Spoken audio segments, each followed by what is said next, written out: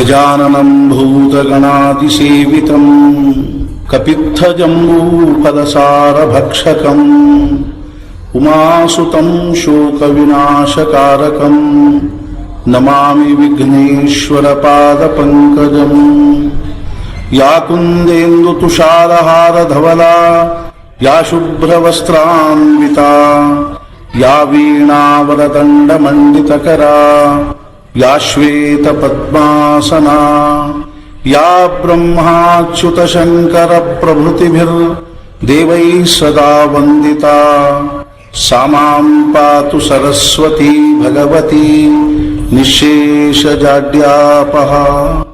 ಗುರುರ್ಬ್ರಹ್ಮಾ ಗುರುರ್ವಿಷ್ಣುಃ ಗುರುರ್ದೇವೋ ಮಹೇಶ್ವರಃ ಗುರುಃ ಸಾಕ್ಷಾತ್ ಪರಬ್ರಹ್ಮ ತಸ್ಮೈ ಶ್ರೀ ಗುರವೇ ನಮಃ.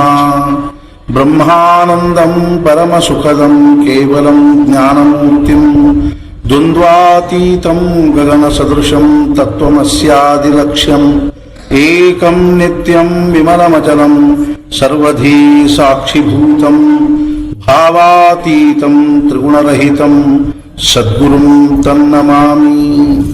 ಶ್ರೀರಾಮಚಂದ್ರ ಕೃಪಾಲು ಭಜಮನ ಹರಣ ಭವ ಭಯ ದಾರುಣಂ ನವ ಕಂಜಲೋಚನ ಕಂಜ ಮುಖಕರ ಕಂಜಪದ ಕಂಜಾರುಣಂ ಕಂದರ್ಪ ಅಗಣಿತ ಅಮಿತ ಛಬಿನ ನೀಲ ನೀರಜ ಸುಂದರಂ ಪಟಪೀತಮಾನಹು ತಡಿತ ರುಚಿಷು ನೌಮಿ ಜನಕ ಸುತಾವರಂ ಭಜ ದೀನ ಬಂಧು ದಿನೇಶ ದಾನ ದೈತ್ಯ ವಂಶ ನಿಕಂದನಂ ರಘುನಂದ ಆನಂದ ಕಂದ ಕೋಶ ಚಂದ ದಶರಥ ನಂದನಂ ಶಿರ ಮುಕುಟ ಕುಂಡಲ ತಿಲಕ ಚಾರು ಉದಾರ ಅಂಗ ವಿಭೂಷಣಂ ಆಜಾನುಭುಜ ಶರ ಚಾಪಧ ಸಂಗ್ರಾಮ ಜಿತ ಖರ ದೂಷಣಂ ಇತಿ ವದತಿ ತುಳಸೀದಾಸ ಶಂಕರ ಶೇಷ ಮುನಿ ಮನರಂಜನಂ ಮಮ ಹೃದಯ ಕಂಜ ನಿವಾಸ ಕುರು ಕಾಮಾದಿ ಖಲದಲ ಗಂಜನಂ. ಶ್ರೀರಾಮಚಂದ್ರ ಕೃಪಾಲು ಭಜ ಹರಣ ಭವ ಭಯ ದಾರುಣಂ ನವ ಕಂಜಲೋಚನ ಕಂಜ ಮುಖ ಕಂಜ ಪದ ಕಂಜಾರುಣಂ ಅತುಲಿತ ಬಲಧಾಮಂ ಹೇಮಶೈಲಾಭದೇಹಂ ಧನುಜವನ ಕೃಶಾನಂ ಜ್ಞಾನಿನಾಮಗ್ರಗಣ್ಯಂ ಸಕಲ ಗುಣ ನಿಧಾನಂ ವಾನರಾಣಾಮಧೀಶಂ ರಘುಪತಿ ಪ್ರಿಯ ಭಕ್ತಂ ವಾತಜಾತಂ ನಮಾಮಿ. ವಿದೇಹಾಪರಿಚಾಲವೋನಿ ಪ್ರಪಂಚ ಮುಮುಕ್ಷು ಜನಾಲಾಗಿ ಅಧ್ಯಾತ್ಮ ಚರ್ಚಾ ಕರೋನಿ ಬಹುಲೋಕ ಜೇಮೇಣ ಭೀತಿ. ನಮಸ್ಕಾರ ತ್ಯಾ ಬ್ರಹ್ಮ ಚೈತನ್ಯ ಮುಕ್ತಿ ಸದ್ಗುರುನಾಥ ಮಹಾರಾಜ್ ಕಿ ಜೈ. ಜೈ ಜೈ ರಘುವೀರ ಸಮರ್ಥ. ಗೋಸ್ವಾಮಿ ತುಳಸಿದಾಸರು ಯಾವುದು ದಿವ್ಯವಾಗಿರ್ತಕ್ಕಂಥ ರಾಮಾಯಣವನ್ನು ಬರೆದರು, ಆ ರಾಮಾಯಣಕ್ಕೆ ಅವರು ಶ್ರೀರಾಮಚರಿತ ಮಾನಸ ಅಂತ ಹೆಸರು. ಆದ್ರ ಹೆಸರನ್ನು ಬರಿಬೇಕಾದ್ರೆ ಅವರು ಸಾಮಾನ್ಯವಾಗಿ ನಾವು ಹೆಂಗ್ ಬರಿತೀವಿ ಅಂದ್ರ ಶ್ರೀರಾಮಚರಿತ ಮಾನಸ ಹಿಂಗ್ ಬರಿತೀವಿ, ಹಂಗ ಬರೀಲಿಲ್ಲ ಅವರು. ಅದನ್ನ ಹೆಂಗ್ ಬರೆದ್ರು ಅಂದ್ರ ಶ್ರೀರಾಮಚರಿತ ಮಾನಸ ಹಿಂಗ್ ಬರೆದ್ರು. ಸಾಧು ಸಂತರು ಕೇಳಿದವ್ರು ನನಗೆ ಹಿಂಗ್ಯಾಕೆ ಬರೆದ್ರಿ ಅಂತ. ಅದಕ್ಕೆ ಅವ್ರು ಹೇಳಿದ್ರು, ಭಗವಂತನ ಈ ದಿವ್ಯವಾಗಿರ್ತಕ್ಕಂಥ ಗ್ರಂಥ ಅನ್ನುವಂಥದ್ದು ಮನುಷ್ಯ ಮಾತ್ರದ ಮನಸ್ಸನ್ನ ದಿವ್ಯ ಮಾಡೋದಕ್ಕಾಗ್ಯದ ಅಂತ ಹೇಳಿ. ಭಗವಂತನ ಚರಿತ್ರೆಯನ್ನು ನಾವು ಶ್ರವಣ ಮಾಡೋದ್ರಿಂದ, ಸತ್ಸಂಗಗಳನ್ನು ಮಾಡೋದ್ರಿಂದ ಮುಂಚೆ ನಮ್ದು ಏನಾಗ್ತದೆ ಅಂದ್ರೆ ನಮ್ಮ ಮನಸ್ಸು ತಯಾರಾಗ್ತದೆ. ಜೀವನದ ಪ್ರಶ್ನೆ ಎಲ್ಲ ಎದುರೊಳಗವ ಅಂದ್ರೆ ಮನುಷ್ಯನಾಗವ ಅಂತ. ಮನಸ್ಸಿಚ ಪರಿತುಷ್ಟೇ ಕೋರ್ಥವಾನ್ ಕೋ ದರಿದ್ರ ಅಂತ ಹೇಳ್ತಾರೆ. ಮನಸ್ಸು ಸಂತುಷ್ಟ ಆಗಿತ್ತು ಅಂದ್ರೆ ದಾರಿದ್ರ್ಯ ಏನು ಶ್ರೀಮಂತಿಕೆ ಏನು. ಮನಸ್ಸಿಗೆ ಪರಿತುಷ್ಟೇ ಕೂರ್ಥವಾನ್ ಕೋ ದರಿದ್ರ. ಮುಂಚೆ ಮನಸ್ಸು ತಯಾರ. The only revolution is the inner revolution ಅಂತ ಹೇಳ್ತಾರೆ. ಅಂತರಂಗದಲ್ಲಿ ಪರಿವರ್ತನೆ ಆಗಬೇಕು ಅಂದ್ರೆ ಮನುಷ್ಯ ಪರಿವರ್ತನೆ ಆಗ. ಆದ್ರಿಂದ ತುಳಸಿದಾಸರು ಏನಂದ್ರು ಅಂದ್ರೆ ಭಗವಂತನ ದಿವ್ಯವಾಗಿರ್ತಕ್ಕಂಥ ಒಂದು ಚರಿತ್ರೆ ನಮ್ಮನ್ನು ಏನ್ ಮಾಡ್ತಂದ್ರೆ ಮುಂಚೆ ನಮ್ಮ ಮನಸ್ಸನ್ನು ತಯಾರು ಮಾಡ್ತದೆ. ಆಮೇಲೆ ಏನಾಗ್ತಂದ್ರ ಚರಿತ್ರೆ ದಿವ್ಯ ಆಗ್ತದೆ. ಮನುಷ್ಯನ ಒಂದು ಮನಸ್ಸು ಪರಿಶುದ್ಧ ಆಯಿತು, ಪವಿತ್ರ ಆತು, ಪ್ರೇಮಪೂರ್ಣವಾಗಿರ್ತಕ್ಕಂಥದ್ದಾತು, ನಿಸ್ವಾರ್ಥ ಆತು, ಸರ್ವ ಮನುಷ್ಯ ಮಾತ್ರದಲ್ಲಿ ಪ್ರಾಣಿ ಮಾತ್ರದಲ್ಲಿ ಸದ್ಭಾವನಾ ಉಳ್ಳಂಥದ್ದು. ನಮ್ಮ ನಿಮ್ಮ ಮಾತು ಅರ್ಥಾತ್ ನಮ್ಮ ನಿಮ್ಮ ಸ್ವಭಾವ ಬಹಳ ಚಲೋ ಅಂತಂದ್ರ ಮನುಷ್ಯರ ವಿಷಯದಲ್ಲಿ ಸದ್ಭಾವನಾ ಉಳ್ಳವರಾಗ್ತೀವಿ ನಾವು. ಆದ್ರೆ ಸಾಧು ಸಂತರ ಮನಸ್ಸು ಹೆಂಗಿರ್ತದ ಅಂತಂದ್ರ ಪ್ರಾಣಿ ಮಾತ್ರ ವಿಷಯದಲ್ಲಿ ಸದ್ಭಾವನಾ ಇರ್ತದೆ. ಸತ್ಪುರುಷರ ಮನಸ್ಸು ಹೆಂಗಿರ್ತದ ಅನ್ನೋದಕ್ಕೆ ಉದಾಹರಣೆ ಹೇಳ್ತೇನೆ. ಏಕನಾಥ ಮಹಾರಾಜರು ಕಾಶಿಯಿಂದ ಕಾವಡಿ ತಗೊಂಡು ರಾಮೇಶ್ವರಕ್ಕೆ ಹೊಂಟಿದ್ರು. ಕಾಶಿಯಿಂದ ಕಾವಡಿ ಅಂದ್ರ ಗಂಗಾ ತಗೊಂಡು, ಕಾಶಿಯಿಂದ ಗಂಗಾ ತಗೊಂಡು ರಾಮೇಶ್ವರಕ್ಕೆ ಹೊಂಟಿದ್ರು. ಹಿಂದಿನ ಕಾಲದಲ್ಲಿ ಆ ಪದ್ಧತಿ ಇತ್ತು, ಹೊತ್ಕೊಂಡು ಹೋಗ್ತಕ್ಕಂಥ ಪದ್ಧತಿ ಇತ್ತು. ಆ ಬಿದರಿಗೆ ನೋಡ್ರಿ 2 ಕೊಡ ಕಟ್ಟುದು, ಹೊತ್ಕೊಂಡು ಹೋಗೋದು ಹೆಗಲ ಮೇಲೆ. 100 ಮೈಲು ನಡ್ಕೊಂಡು ಬರ್ತಾ ಇದ್ರು, 1000 ಮೈಲು ನಡ್ಕೊಂಡು ಬರ್ತಾ ಇದ್ರು. ಅವಾಗ ದಾರಿಯಲ್ಲಿ ಒಂದು ಕಡೆ ಏನಾಗಿತ್ತು ಅಂದ್ರ ರಣರಣ ಬಿಸಿಲಿನಲ್ಲಿ ಒಂದು ಕತ್ತಿ ಚಡಪಡಿಸ್ತಾ ಬಿದ್ದಿತ್ತು, ಒದ್ದಾಡ್ಲಿಕ್ಕೆ ಹತ್ತಿತ್ತು. ನೀರಿಗಾಗಿ ಒದ್ದಾಡಿ ಕತ್ತಿ ಚಡಪಡಿಸ್ಲಿಕ್ಕೆ ಹತ್ತಿತ್ತು. ಅವಾಗ ಅದನ್ನು ನೋಡಿದವರ ಏಕನಾಥ ಮಹಾರಾಜರಿಗೆ ಅದ್ರ ಬಗ್ಗೆ ಎಷ್ಟು ಅನುಕಂಪ ಬಂತು ಅಂದ್ರ 1000 ಮೈಲು ಹೊತ್ತುಕೊಂಡು ಬಂದಿರತಕ್ಕಂಥ ಗಂಗೆಯ ಕಾವಡಿಯನ್ನು ಕೆಳಗಿಳಿಸಿ ಆ ಕತ್ತೆ ಮುಖವನ್ನು ತಮ್ಮ ತೊಡಿ ಮೇಲೆ ಇಟ್ಕೊಂಡು ಆ ಕತ್ತೆ ಬಾಯೊಳಗೆ ಗಂಗಾ ಹಾಕಿದ್ರು. ಆ ಕತ್ತಿಗೆ ಹಿತ ಆತು, ಕತ್ತಿಗೆ ಆರಾಮಾತು, ಸಮಾಧಾನ ಆತವ್ರಿಗೆ. ಏನು ಅಂದ್ರೆ ನಾನು ತಂದಿರೋ ಗಂಗಾ ಎನ್ನೋದು ರಾಮೇಶ್ವರಿ ಮುಟ್ತೀವಿ ಅಂತ ಸಮಾಧಾನ. ಮಹಾರಾಜರು ಒಂದು ದಿವಸ ರಾಮ ಮಂದಿರದಲ್ಲಿ ಕೂತ್ಕೊಂಡಿದ್ರು. ಮಧ್ಯಾಹ್ನದ ಹೊತ್ತು ದೇವಸ್ಥಾನದ ಎದುರಿಗೆ ಒಂದು ಕತ್ತಿ ಚಡಪಡಿಸೋತ ಬಿತ್ತು ಬಂದ್ರು. ಮಹಾರಾಜರು ಬಡ ಹೊರಗೆ ಬಂದ್ರು. ಆ ಕತ್ತಿ ಮುಖ ಏನದನ್ನ ತಮ್ಮ ತೊಡಿ ಮೇಲೆ ಇಟ್ಟುಕೊಂಡ್ರು. 10 ಜನ ಬಂದ್ರು, ಅವ್ರ ಜೊತೆಗೆ ಸುತ್ತಲೂ ನಿಂತ್ಕೊಂಡಿದ್ರು. ಮಹಾರಾಜರು ಹೇಳಿದ್ರು ಜೈ ಜೈ ಶ್ರೀರಾಮನ್ರಿ ಅಂತ ಹೇಳಿ. ಸುತ್ತಲೂ ಇದ್ದವರೆಲ್ಲ ಜೈ ಜೈ ಶ್ರೀರಾಮ್ ಜೈ ಜೈ ಶ್ರೀರಾಮ್ ಅಲ್ಲಿ ಹತ್ರು. ಮಹಾರಾಜರು ಗಂಗಾ ತರಿಸಿದ್ರು, ಒಳಗಿದಿಂದ ತರಿಸಿ ಆ ಕತ್ತಿ ಮುಖದೊಳಗೆ ಅರ್ಥಾತ್ ಬಾಯೊಳಗೆ ಗಂಗಾ ಹಾಕಿದ್ರು. ಅತ್ಯಂತ ಪ್ರೇಮದಿಂದ ಆ ಕತ್ತಿ ಮುಖದ ಮೇಲೆ ಕೈ ಆಡಿಸಿದ್ರು, ಕತ್ತಿ ಪ್ರಾಣ ಬಿಟ್ಟು. ಆವಾಗ ಮಹಾರಾಜರು ಹೇಳಿದ್ರು ಜೀವ ಏಥೂನ್ ತೇಥ್ ಪರ್ಯಂತ ಸಾರ್ಖ್ಯ, ಇಲ್ಲಿಂದ ಹಿಡ್ಕೊಂಡು ಬ್ರಹ್ಮದೇವರವರೆಗೂ ಇರತಕ್ಕಂಥ ಜೀವ ಒಂದಾದ ಅಂತ. ಇದು ಮನಸ್ಸು, ಇದು ಸತ್ಪುರುಷರ ಮನಸ್ಸು. ಈ ಮನಸ್ಸು ತಯಾರಾತು ಅಂದ್ರೆ ಚರಿತ್ರೆ ತಯಾರಾಗ್ತದ.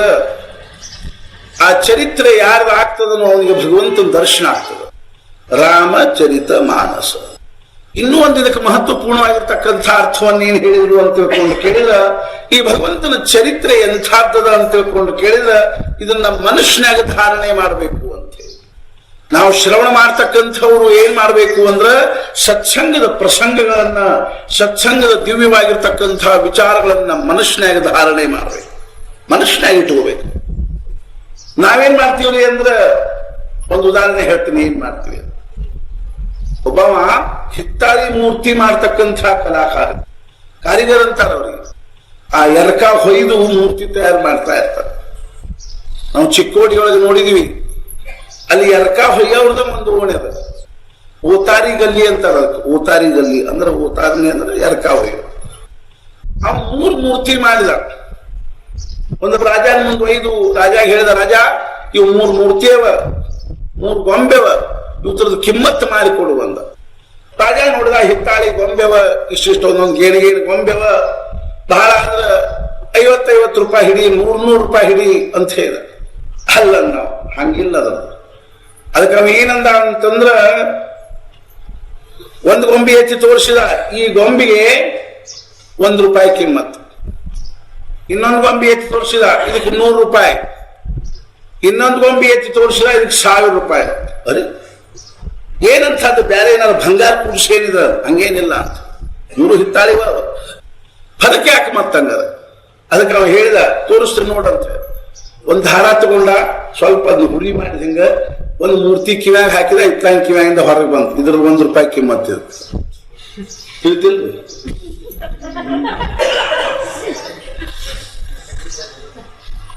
ಇಂಥವ್ರ ಕಿಮ್ಮತ್ತು ₹1 ಅಲ್ಲಿ ₹1 ಯಾಕೆ ಇಟ್ಟಿರಿ ನೀವು ಒಂದ್ ಕೇಳಿ ಪಾಪ ಬಂದ್ ಕೇಳಿದ್ರೆ ಕೇಳ್ತಾರಲ್ಲ ಅದಕ್ಕೆ ₹1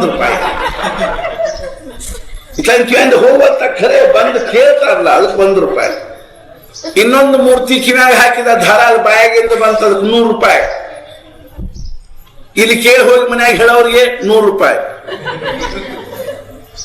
ಇನ್ನೊಂದು ಮೂರ್ತಿ ಕಿವ್ಯಾಗ ದಾರ ಹಾಕಿದ ಅದು ಕಿವ್ಯಾಗ ಹಾಕಿ ಕೂಡ ಹೊಟ್ಟೆಯಾಗ ಹೋಗ್ತದ ಅದಕ್ಕೆ ₹1000 ಸತ್ಸಂಗವನ್ನ ಹಿಂದೆ ಶ್ರವಣ ಮಾಡಬೇಕು ಅಂತ ಭಗವಂತನ ದಿವ್ಯವಾಗಿರ್ತಕ್ಕಂಥ ಚರಿತ್ರೆ ಎನ್ನುವಂತಹದ್ದು ಈ ಕಿವಿಯಿಂದ ಕೇಳಿ ಕಿವಿಯಿಂದ ಬಿಡುವಂತಹದ್ದು ಅಲ್ಲ. ನಾವು ಕೇಳಿದ್ವಿ ಅದಕ್ಕಿಂತ ಚಲೋ ಏನಪ್ಪಾ ಅಂದ್ರೆ ನಾವು ಕೇಳಿ ಮಂದಿ ಮುಂದೆ ಹೇಳಿದ್ವಿ ಮಚ್ಚಿತ್ತ ಮದ್ಗತ ಪ್ರಾಣ ಬೋಧೆಯಂತಹ ಪರಸ್ಪರಂ ಅನ್ಯೋನ್ಯವಾಗಿ ಹೇಳ್ತಿರ್ಬೇಕು ಕೇಳ್ತಿರ್ಬೇಕು ಮನ್ಯಾಗ ಹೋಗಿ ಹೇಳ್ಬೇಕು ಮತ್ತೆ ಇವತ್ತು ಇಂತಿಂಥ ಪ್ರಸಂಗಗಳು ಬಂದು ಇನ್ನು ₹1000 ಕಿಮ್ಮತ್ತಿನ ಮನುಷ್ಯ ಯಾರು ಅಂತಂದ್ರ ಈ ಕಿವ್ಯಾಗ ಕೇಳಿ ಅಂತಃಕರಣದೊಳಗೆ ಇಟ್ಟುಕೊಂಡು ಒಳಗ ಅದನ್ನ ಏನ್ ಮಾಡ್ತಕ್ಕಂಥವ ಅಂತಂದ್ರ ಒಂದು ಉದಾಹರಣೆ ಹೇಳ್ತಾರೆ. ನಾವು ಹೊಸಪೇಟೆಗೆ ಹೋಗಿದ್ವಿ, ಅಲ್ಲೇ ಕಟ್ಟ ನಂಜಪ್ಪ ಶ್ರೇಷ್ಠಿ ಛತ್ರ ಅಂತದ. ನಮ್ಮ ತಂದೆ ತಾಯಿ ಅಲ್ಲೇ ಇರ್ತಿದ್ರು. ಅವಾಗ 15 ದಿವಸ ನಮಗೆ ಅಲ್ಲಿ ಪ್ರವಚನ ಮಾಡ್ಲಿಕ್ಕೆ ಹೇಳಿದ್ರು, ಮಾಡಿದ್ವಿ. ಒಂದು 3-4 ದಿವಸ ಪ್ರವಚನ ಆದ ಕೂಡಲೇ ಒಬ್ಬ ಹೆಣ್ಮಗಳು ನಮ್ಮ ಮನೆ ಕೇಳ್ಕೋತ ಬಂದು ನಮಸ್ಕಾರ ಅಂದ್ರು. ಏನ್ರಿ ಅಂತಂದ್ರೆ, ನಾ 2-3 ದಿವಸ ನಿಮ್ ಪ್ರವಚನ ಕೇಳಿ ಬಂದಿದ್ದೆ ಅಂತ. ಚಲೋ ಆತ, ನಾಳಿಂದ ಬರಂಗಿಲ್ರಿ ಅಂದ್ರು. ಗಾಬರಿ ಆದ. ಯಾಕ್ರಿ ಅಂದ್ರೆ, ನಾ ಏನಾದ್ರು ಅಂತಹದ್ದು ನಿಮ್ಮ ಮನಸ್ಸಿಗೆ ಬೇಜಾರಾಗುವಂತಹದ್ದು, ದುಃಖ ಆಗುವಂತಹದ್ದು, ಅಥವಾ ಏನಾದ್ರು ಅಂತ ಕಠೋರ ಶಬ್ದ ಮಾತಾಡಿದ್ವ. ನಾನು ಪ್ರವಚನ ಮಾಡ್ಲಿಕ್ಕೆ 10 ವಯಸ್ಸಿನ 16ನೇ ವರ್ಷಕ್ಕೆ ಪ್ರವಚನ ಮಾಡ್ಲಿಕ್ಕೆ ಹತ್ತಿದ್ದೆ. ಈ 53 ವರ್ಷ 37 ವರ್ಷ ಆತ್ ನಾನು ಪ್ರವಚನ ಮಾಡ್ಲಿಕ್ಕೆ ಹತ್ತು. ನನಗನ್ಸಿದ ಮಟ್ಟಿಗೆ ನಾನು ಯಾರ ಅಂತಃಕರಣಕ್ಕೂ ನಾಟುವಂತಹ ಶಬ್ದ ನಾನು ಉಚ್ಚಾರ ಮಾಡೋದಿಲ್ಲ. ಇವತ್ತು ಯಾವುದರ ಸಂಪ್ರದಾಯ ಇರಲಿ, ಮತ ಇರಲಿ, ಪಂಥ ಇರಲಿ, ಮನುಷ್ಯ ಮಾತ್ರಗೆ ಬೇಕಾಗಿರ್ತಕ್ಕಂಥದ್ದು ಏನಪ್ಪಾ ಅಂದ್ರೆ ಸಮಾಧಾನ ಬೇಕಾಗಿದೆ. ಯಾವ ಜಾತಿಯವರು, ಯಾವ ಮತದವರು, ಯಾವ ಸಂಪ್ರದಾಯದವರು, ಯಾರು ಏನು ಪ್ರಶ್ನೆ. ನಾವು ಹುಬ್ಬಳ್ಳಿ ಪ್ರವಚನ ಮಾಡ್ತಿದ್ವಿ. ಒಂದ್ ದಿವಸ ನಾನು ರಸ್ತೆದಾಗ ಹೊಂಟಿದ್ದೆ, ಒಬ್ಬ ಚಪ್ಪಲ್ ಹೊಲೆ ಬಂದು ನಮಸ್ಕಾರ ಮಾಡಿದ. ನಮಗೆ ಬಹಳ ಸಂತೋಷ ಆತ್ರಿ ಅಂದ. ಯಾಕಪ್ಪ ಅಂತ ಕೇಳಿ, ದಿನ ನಿಮ್ ಪ್ರವಚನ ಕೇಳಿಕ್ ಬರ್ತಿದ್ದ ನಾನು ಅಂತ. ಸಮಾಧಾನ ಆತಿಲ್ಲ ಅಂತ ಕೇಳಿ, ಆಯ್ತ್ರಿ ಅಂತ. ಸಾಕಷ್ಟ ನಾವ್ ಹೇಳಿವಂಥದ್ದು ಏನ್ ನಾವು ಪ್ರವಚನದಾಗ ಹೇಳಿವಿ ಅಂತ ನೀವು ನಾಳಿಂದ ಬರಂಗಿಲ್ಲ ಅಂತೀರಿ. ಅವಾಗ ಹೆಣ್ಮಗಳು ಏನಂದ್ಲು, ಅದು ಹಂಗೇನಿಲ್ರಿ. ಮತ್ತೇನು ಅಲ್ರಿ, ನೀವು ಈಗ 2-3 ದಿವಸ ಏನ್ ಹೇಳಿದ್ರಿ ಪ್ರವಚನದಾಗ? ನಾಮಸ್ಮರಣೆ ಬಗ್ಗೆನೇ ಪ್ರವಚನ ಮಾಡ್ತಿದ್ವಿ ನಾವು. ನೀವೇನ್ ಹೇಳಿದ್ರಿ? ನಾವೇನ್ ಹೇಳಿದ್ವಿ ನಮ್ಮ ನೆನಪಿಲ್ಲ ಅಂತ ಹೇಳಿ. ಅಲ್ರಿ, ನೀವು ನಾಮಸ್ಮರಣೆ ಮಾಡಿದ್ರೆ ಸಮಾಧಾನ ಆಗ್ತದೆ ಅಂತ ಹೇಳಿದ್ರಿಲ್ಲ ಅಂತ. ಹೌದ್ರಿ, ಮುಗಿತದ. ಇನ್ನೂ 2 ದಿವಸ ಕೇಳೋದು. ನಾ ಹೆಣ್ಮಗಳಿಗೆ ನಮಸ್ಕಾರ ಹಾಕಿಬಿಟ್ಟೆ. ನಮ್ಗಿನ್ನೂ ಅರ್ಥ ಆಗುವಂತಿರೋದು. ಹೇಳೇ ಹೇಳ್ತೀವಿ ತಿಳಿಯವರ್ತ ನಮಗೆ. ಅವಾಗ ನಾನು ಪ್ರವಚನದಾಗ ಒಂದು ಮಾತು ಹೇಳಿದ್ದೆ. ನಮ್ ಕಿವಿ ಅಂದ್ರೆ ಹೆಂಗಿರ್ಬೇಕು ಅಂದ್ರ ಸಮುದ್ರದಾಗ ಜೋಡ್ ಸಿಕ್ತಿರ್ತಾವ, ಹಿಂಗ್ ತೇಲಾಡ್ತಿರ್ತಾವಂತಾವ್. ನೋಡಿಲ್ಲ ನಾವು, ಆದ್ರೆ ವಸ್ತುಸ್ಥಿತಿ ಅದ. ಅವೇನಾಗ್ತಾವ ಅಂತ ಕೇಳಿದ್ರೆ, ಸಮುದ್ರದ ನೀರು ಒಳಗೆ ಬಂದ್ರು ಮುಚ್ಕೊಳ್ಳೋದಂದ್ರೆ ಹಿಂಗವ್. ಸ್ವಾತಿ ಮಳಿದ ಒಂದ್ ಹನಿ ನೀರ ಬಿದ್ದು ಕೂಡ ಮುಚ್ಕೋತಾವಂತ. ಆ ಸಮುದ್ರ ಒಳಗಿನ ಜೋಡ್ ಸಿಂಪಿ ಸ್ವಾತಿ ಮಳಿ ಹನಿ ನೀರು ಬಿದ್ದುಕೊಳ್ಳಿ ಮುಚ್ಕೊಂಡು ಸಮುದ್ರದ ಆಳದಲ್ಲಿ ಹೋಗಿ ತಳದಾಗ ಕೂತ್ಕೊಂಡು ಆ ಸ್ವಾತಿ ಮಳಿ ನೀರ್ಲೆ ಹನಿಲೆ ಮುತ್ತು ತಯಾರು ಮಾಡ್ತಾವ. ನಾವೇನು ಮುತ್ತು ತಗೋತೀವಲ್ಲ, ಇದು ಆ ಸಿಂಪಿ ಒಳಗ ಸ್ವಾತಿ ಮಳಿ ಹನಿಲೆ ತಯಾರಾಗೋ ಮುತ್ತು. ಹೆಂಗೋ ಹಂಗ ಏನಾಗ್ಬೇಕು ಅಂದ್ರೆ, ಇವೆರಡೂ ಕಿವಿ ಅಂದ್ರೆ ಏನು ಅಂದ್ರೆ ಜೋಡ್ ಸಿಂಪಿದ್ದಂಗ, ಸತ್ಸಂಗದ ಶಬ್ದ ಅಂದ್ರೆ ಸ್ವಾತಿ ಮಳಿ ನೀರಿದ್ದಂಗ, ಹನಿ ಇದ್ದಂಗ. ಇಂಥದ್ದು ಒಂದು ಶಬ್ದ ಪ್ರಪಂಚದ ನೀರಂದ್ರೆ ಸಮುದ್ರದ ನೀರಿದ್ದಂಗ. ಕೆಟ್ಟ ಉಪ್ಪು ನೀರು ನೋಡ್ರಿ, ಅದು ಪ್ರಪಂಚದ ವಿಚಾರಗಳು ಅಂದ್ರೆ ಸಮುದ್ರದ ನೀರಿದ್ದಂಗ. ಬಹಳಷ್ಟು ಹೊಟ್ಟೆ ಹೊರ ಉಲ್ಟಿ ಆಗ್ತದ. ಆದ್ರೆ ಸ್ವಾತಿ ಮಳೆ ಹನಿ ಹೆಂಗಿರ್ತದ, ದಿವ್ಯ ಇರ್ತದೆ. ಚಾತಕ ಅನ್ನುವಂಥ ಪಕ್ಷಿ ಇರ್ತಾವ ಅಂತ ಕೇಳಿವಿ ನಾವು. ಕವಿಗಳು ವರ್ಣನೆ ಮಾಡ್ತಾರೆ, ಚಾತಕ ಅಂತ. ತುಳಸಿದಾಸರು ವರ್ಣನೆ ಮಾಡಿದಾರೆ ಚಾತಕ ಚೌತೀಸ ಅಂತ. 34 ಇದು ದೋಹಾ ಬರ್ದಾರ ಅದ್ರ ಮೇಲೆ. ಆ ಚಾತಕ ಪಕ್ಷಿ ತನ್ನ ಮರಿಗೆ ಹೇಳ್ತದಂತ, ನಮ್ಮ ಪರಂಪರೆ ಒಳಗ ನಾವು ಯಾರು ನೆಲಕ್ಕೆ ಬಿದ್ದಿರೋ ನೀರು ಕುಡುದಿಲ್ಲ. ನಮ್ಮ ಪರಂಪರೆ ಒಳಗ ನಮ್ಮ ಮನೆತನದಾಗ ಯಾರು ನೆಲಕ್ಕೆ ಬಿದ್ದಿರೋ ನೀರು ಕುಡುದಿಲ್ಲ. ಕುಡಿದ್ರ ಮಳಿ ನೀರು ಕುಡಿತೀವಿ ಅಥವಾ ಸ್ವಾತಿ ಹನಿ ನೀರು ಕುಡಿತೀವಿ, ಇಲ್ದಿದ್ರೆ ನಾವು ಸಾಯ್ತೀವಿ ಖರೆ, ಆದ್ರೆ ನೆಲಕ್ಕೆ ಬಿದ್ದಿರೋ ನೀರು ಕುಡಿಯಾಗಿಲ್ಲ. ಹೆಂಗೋ ಹಂಗ ತುಳಸಿದಾಸರು ಬರೀತಾರೆ. ಪ್ರಪಂಚದ ವಿಷಯ ಅಂದ್ರೆ ಹೆಂಗದ ಅಂದ್ರೆ ನೆಲಕ್ಕೆ ಬಿದ್ದಿರೋ ರಮರಾಡಿ ನೀರಿದ್ದಂಗ. ನಮ್ಮ ಕಿವಿ ಏನಾಗಬೇಕು ಅಂದ್ರೆ ಸತ್ಸಂಗದ ಶಬ್ದಗಳಿಗಾಗಿ ಎಷ್ಟು ಉತ್ಸುಕ ಆಗಿರಬೇಕು ಅಂತಂದ್ರ ಆ ಚಾತಕ ಪಕ್ಷಿಗಳ ಹೆಂಗ ಆ ಸ್ವಾತಿ ಮಳೆ ನೀರಿಗೆ ನಾ ಚಿತ್ರ ನೋಡಿನ ಅದನ್ನ ಹಿಂಗ ಬಾಯಿ ತಕ್ಕೊಂಡು ಮ್ಯಾಲ ಮುಖ ಮಾಡಿಕೊಂಡು ಆ ಮರಿ ಕೂತ್ಕೊಂಡಿರ್ತಾವ್ರಿ, ಆ ಮಳಿ ನೀರಿಗೆ ಕೂತ್ಕೊಂಡಿರ್ತಾವ. ಹಂಗ ನಮಗ್ ಚಡಪಡಿಕೆ ಇರಬೇಕು. ಹಂಗೆ ಏನಾಗಬೇಕು ಅಂತಂದ್ರೆ ಹೆಂಗ ಶ್ರವಣ ಮಾಡ್ಲಿಕ್ಕೆ ಬರ್ಬೇಕು ಅಂದ್ರ ಆ ಸತ್ಸಂಗದ ಶಬ್ದಗಳ ಕಿವಿ ಬಿದ್ದುಕೊಂಡು ಮುಚ್ಚಿಕೊಂಡು ಅಂತಃಕರಣದ ಆಳದೊಳಗೆ ಹೋಗಿ ಸಮಾಧಾನದ ಮುತ್ತು ತಯಾರ. ಯಾರ ಜೀವನದೊಳಗೆ ಯಾವ ಶಬ್ದ ಹೆಂಗ ಕ್ರಾಂತಿ ಮಾಡ್ತದೋ ಹೇಳಿಕ್ ಬರಂಗಿಲ್ಲ. ಒಂದೊಂದು ಶಬ್ದ ಒಬ್ಬೊಬ್ಬರ ಅಂತಃಕರಣದಲ್ಲಿ ಏನ್ ಮಾಡ್ತಾವ ಅಂದ್ರ ಕ್ರಾಂತಿ ಮಾಡ್ತಾವ. ಇರ್ಕೊಳ್ತಾಗ ನಾ ಏನ್ ಹೇಳಿಕ್ ಹತ್ತೀನಿ ಅಂದ್ರ ರಾಮಚರಿತ ಮಾನಸ್ ಅಂತ ಯಾಕಂದ್ರು ಅಂತಂದ್ರ ಆ ಭಗವಂತನ ಚರಿತ್ರೆ ಒಂದ ಎಂಥಾದ್ದದ ಅಂತ ತಿಳ್ಕೊಂಡು ಕೇಳಿದ್ರೆ ಅದನ್ನ ನಮ್ಮ ಹೃದಯದೊಳಗೆ ಧಾರಣ ಮಾಡ್ಬೇಕು, ನಮ್ಮ ಮನಸ್ಸಿನೊಳಗೆ ಧಾರಣ ಮಾಡ್ಬೇಕದ. ಉಳಿದ ಪ್ರಪಂಚದ ವಿಷಯಗಳನ್ನುವಂತಹ ವಿಚಾರಗಳು ಹೆಂಗವ ಅಂದ್ರ ಶರೆ ಇದ್ದಂಗ. ಈ ಪ್ರಪಂಚದ ವಿಷಯ ಅನ್ನುವಂತಹ ಮಧ್ಯ ಏನದ ನಮ್ಮ ಅಂತಃಕರಣ ಅನ್ನುವಂತಹ ಬಾಟ್ಲಿ ಒಳಗೆ ತುಂಬಿಕೊಂಡ ಅದರೊಳಗೆ ಭಗವಂತನ ದಿವ್ಯವಾಗಿರ್ತಕ್ಕಂತಹ ಚರಿತ್ರೆ ಅನ್ನುವಂತಹ ದಿವ್ಯವಾಗಿರೋ ಏನ್ ಹಾಕೋತ ಹೋಗ್ಬೇಕು ಅಂದ್ರೆ ಕಣಗಳನ್ನ ನಾವು ಹಾಕೋತ ಹೋದ್ವಿ ಅಂತಂದ್ರೆ ಅಕ್ಷರ ಎಲ್ಲ ಹೊರಗೆ ಬಿದ್ದು ಹೋಗ್ಬೇಕು. ಭಗವಂತನ ಭಾವದಿಂದ ನಮ್ಮ ಅಂತಃಕರಣ ತುಂಬಿ ಹೋಗ್ಬೇಕು. ಸತ್ಪುರುಷರ ಹೃದಯದಲ್ಲಿ ಪ್ರಪಂಚದ ವಿಚಾರಗಳು ಇರಂಗಿಲ್ಲ. ಅವರ ಅಂತಃಕರಣದಲ್ಲಿ ಯಾವಾಗಲೂ ಭಗವಂತನ ದಿವ್ಯವಾಗಿರ್ತಕ್ಕಂಥ ಪ್ರೇಮ ಭಾವ ಅನ್ನುವಂತಹ ತುಂಬಿರ್ತದ, ಭಕ್ತಿ ತುಂಬಿರ್ತದ, ಜ್ಞಾನ ತುಂಬಿರ್ತದ.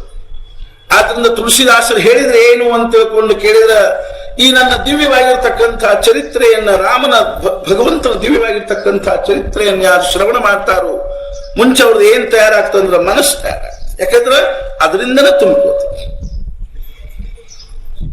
ಈ ಮನಸ್ಸಂದ್ರೆ ಹೆಂಗದ ಅಂತ ತಿಳ್ಕೊಂಡು ಕೇಳಿದ್ರ ನಮ್ಮ ಆನಂದ ಮಹಾರಾಜರು ಮೋಕ್ಷ ಪ್ರಾಪ್ತಿಯ ಗುಟ್ಟು ಅಂತ ಬರೆದಾರ. ಪರಮ ಪ್ರಾಪ್ತಿ ಸದ್ಗತಿ ಆಗಬೇಕೆಂದು ಪೂರ್ಣ ಇಚ್ಛಾ ಖರೆ ಇರಾದ ಇದ್ದವರು ಸದಾ ಸರ್ವದ ಅಖಂಡ ರಾಮನಾಮ ಸ್ಮರಣೆ ಮಾಡಬೇಕು ಅಂತ ತಿಳ್ಕೊಂಡು ಶುರು ಮಾಡಿದಾರ. ಅದ್ರೊಳಗೆ ಒಂದು ಮಾತು ಬರೀತಾರ ಅವರು, ವಿಷಯಾಕಾರ ವೃತ್ತಿಯಿಂದ ಬಂಧ, ಪರಮಾತ್ಮನಾಕಾರ ವೃತ್ತಿಯಿಂದ ಮೋಕ್ಷ. ವೃತ್ತಿಗೆ ವಿಷಯದ ಸಂಬಂಧವಾಗದೇ ಇರಲಿಕ್ಕೆ ಸದೋದಿದ ಭಗವದ್ ಅನುಸಂಧಾನವೇ ಕಾರಣ. ಕೂತಾಗ ನಿಂತಾಗ ಹೋಗುವಾಗ ಬರುವಾಗ ಸದಾ ಸರ್ವದ ಅಖಂಡ ರಾಮ ಧ್ಯಾನ ಮಾಡ್ತಿರಬೇಕು ಬಲಿತಾರ. ವಿಷಯಾಕಾರ ವೃತ್ತಿಯಿಂದ ಬಂಧ, ಪರಮಾತ್ಮನಾಕಾರ ವೃತ್ತಿಯಿಂದ ಮೋಕ್ಷ ಅಂತ. ಈ ವೃತ್ತಿ ಅಂದ್ರೆ ಏನು ಅಂದ್ರೆ ವಿಚಾರ ಅಂತ. ನಮ್ಮ ಅಂತಃಕರಣ ಅಂದ್ರೆ ಹೆಂಗದ ಅಂತಂದ್ರ ಒಂದು ಕಲ್ಪನಾ ಮಾಡ್ರಿ, ಒಂದು ಕಾಜಿಂದು ಹಿಂಗ ಗುಂಡಂದು ಒಂದು ಟ್ಯೂಬ್ ಅದ ಅಂತ ಇಟ್ಕೊಳ್ರಿ, ಕಾಜಿನ ನಳಿಕೆ.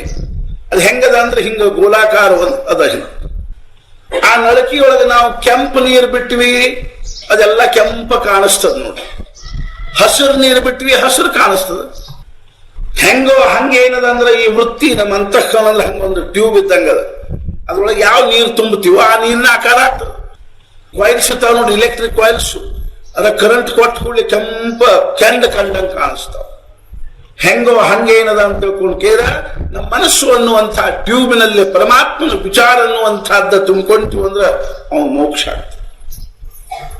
ಆದ್ರಿಂದ ಭಗವಂತನ ದಿವ್ಯವಾಗಿರ್ತಕ್ಕಂತಹ ಚರಿತ್ರೆಯನ್ನು ಯಾಕೆ ಶ್ರವಣ ಮಾಡಬೇಕು ಅಂದ್ರೆ ನಮ್ಮ ಅಂತಃಕರಣದಲ್ಲಿ ಆ ಭಾವ ತುಂಬಿಕೊಳ್ಬೇಕು.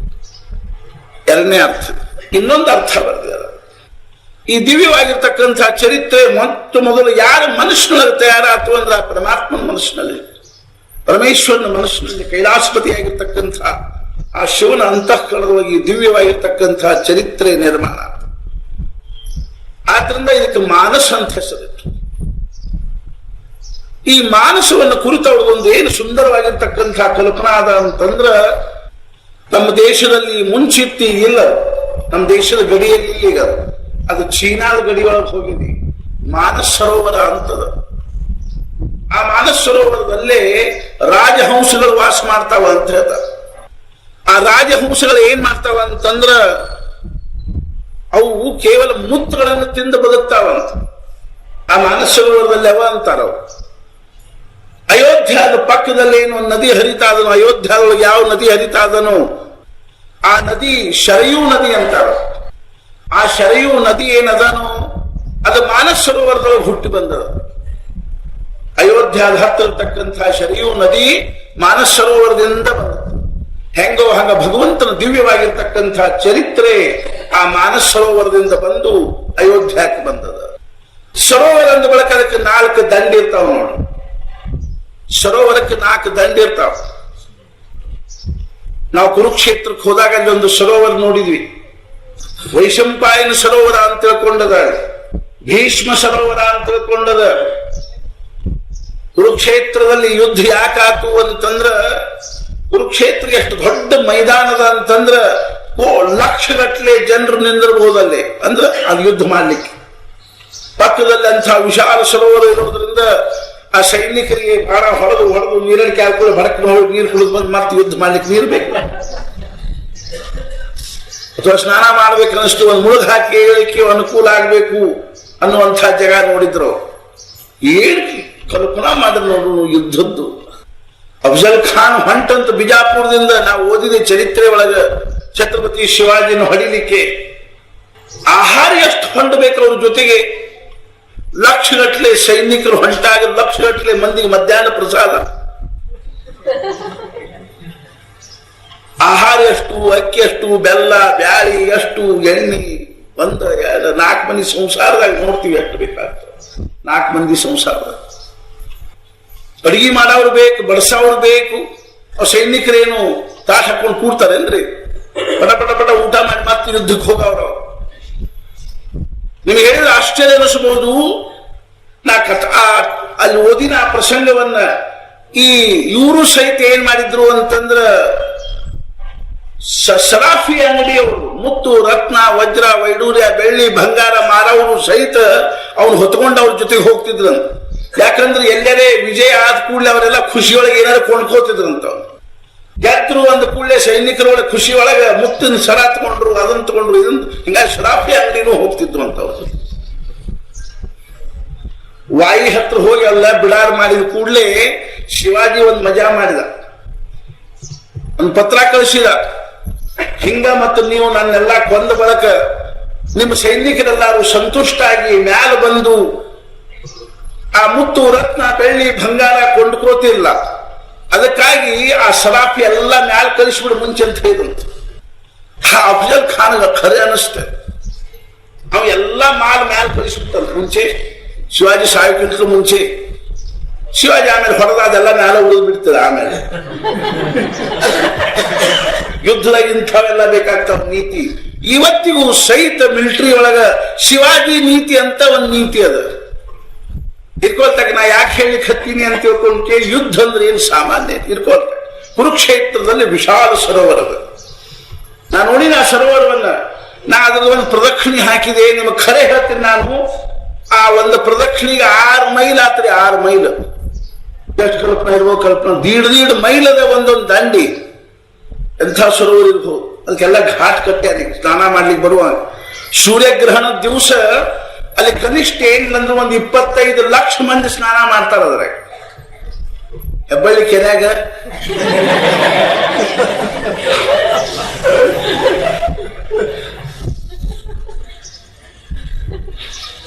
ಏನು ಹಿಂಗೇನಪ್ಪ, ಒಂದೊಂದು ಊರಾಗ ಒಂದೊಂದು.